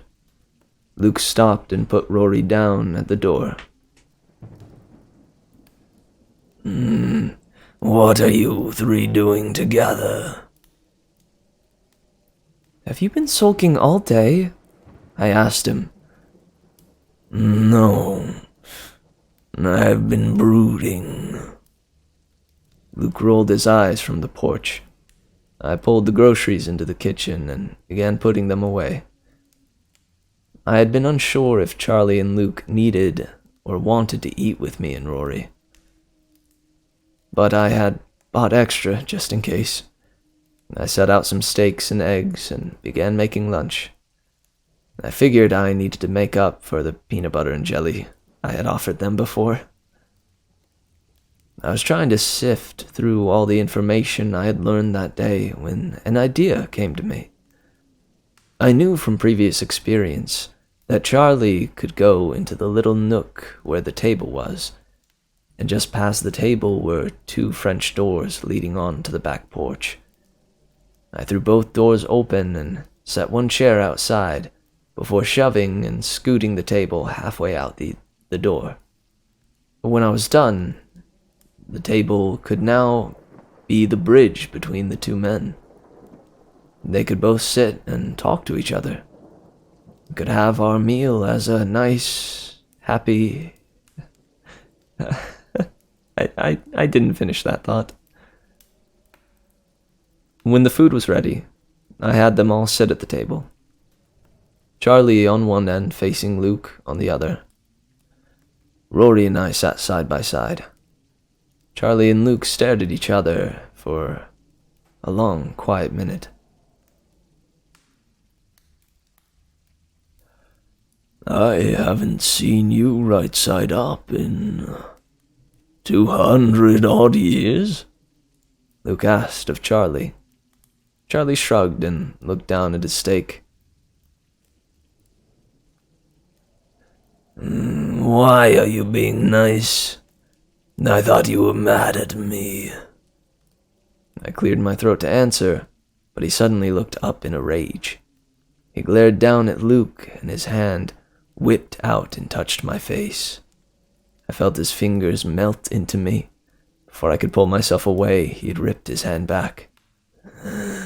How dare you! I am not an addict. If I could reach through the damn barrier, I would.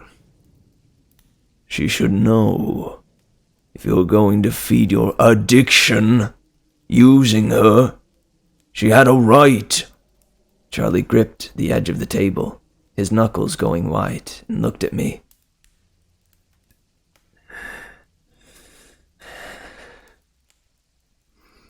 You may have heard of him. He finger jabbed towards Luke. His real name is Lucifer. And His Majesty plays a fucking saxophone in a fucking band in New Orleans. Luke just sighed and put his face in his hands. I neatly filed away this new information to freak out about later. Right then, I had to stop the impending storm before the yelling upset Rory further. His little lip was already popping out and quivering, crocodile tears forming in his eyes. As he looked from one man to the other, I said the first thing that came to mind. The people in town think we should have a haunted house for Halloween. A party, I mean. They both stared blankly at me in unison. What? The people in town think we should have a haunted house for Halloween. Like a party. I told them that God had cleansed the house and there weren't any demons here anymore. They blinked several times. Is this steak rare? Charlie asked. A haunted house could be a lot of fun, Luke said as both men began tearing at the still slightly bloody meat on their plates. Oh, tearing, my bad.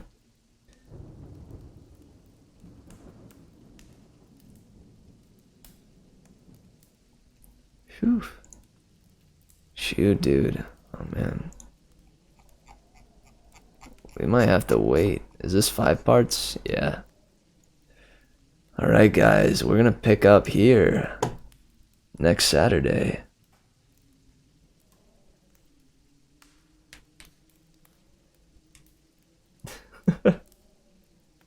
Hey, I'm trying to get around, but I'm dummy thick, and the clap of my ass cheeks keeps alarming the guards.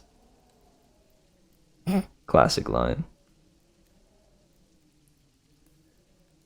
That was a good chapter, by the way. Not gonna lie, Rory is the best character for sure. Yeah, it's only 5 parts. It's not too terribly long. I was hoping we could finish it today. Read through the whole thing. Sorry about the dogs. But it is 1 a.m. now where I'm at, so I think it's about that time that we wrap it up.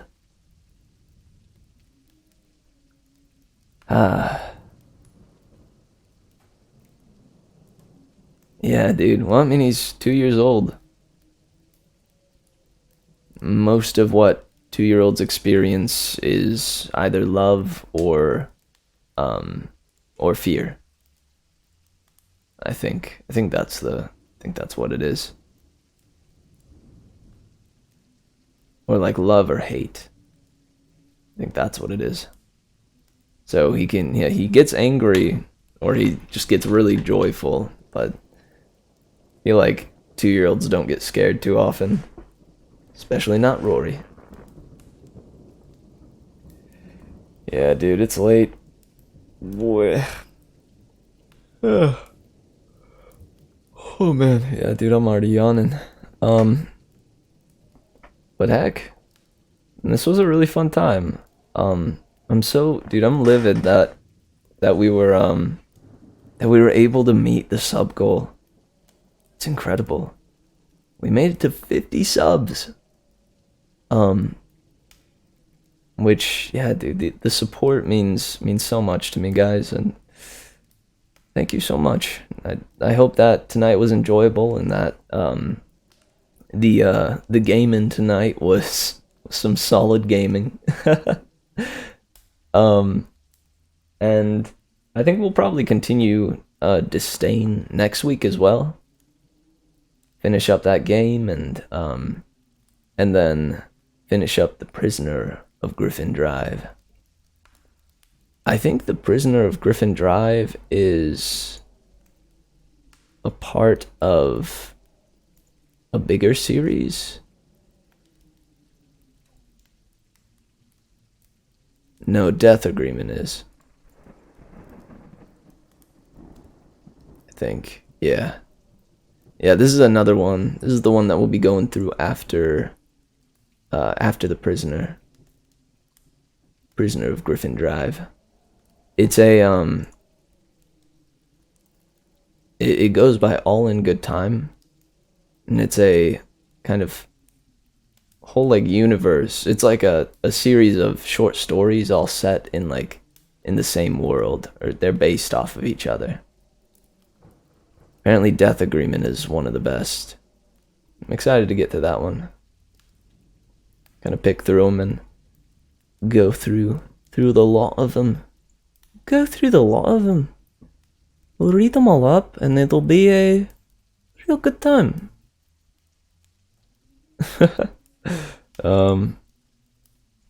Heck yeah.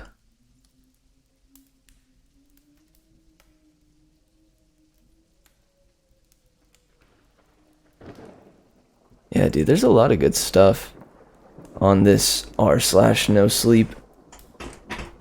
I know we've read like one story from it, but it was a much shorter one, and for these spooky nights, I like the idea of giving, much like Baraska, at least giving part of the time to some series that we can continue each time.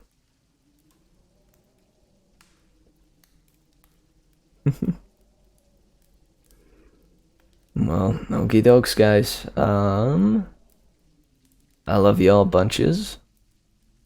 This was a spoopy time and a half, and hopefully I'll see you tomorrow for some Sci-Fi Sunday. Wish me luck. I'm gonna be doing some chores and cooking tomorrow. We'll see how much I actually get done. Hopefully a lot. We'll see. But yeah, and after I cut it here, we'll be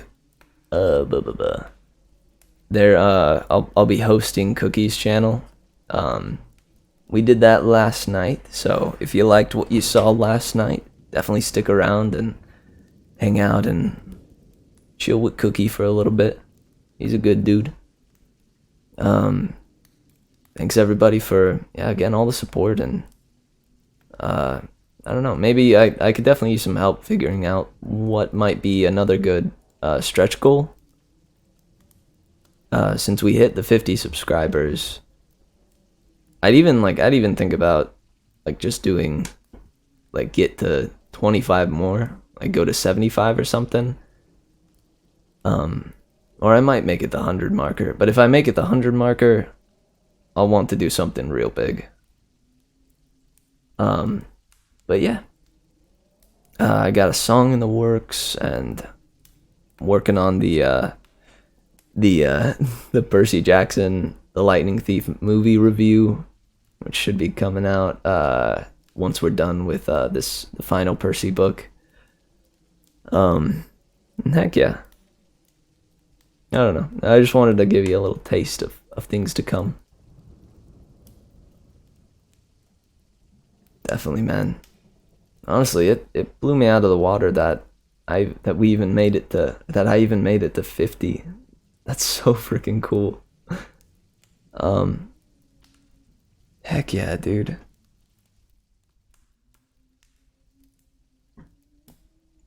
Let's see here.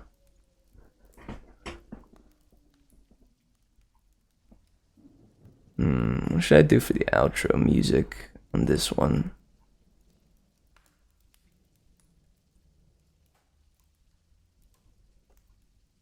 I don't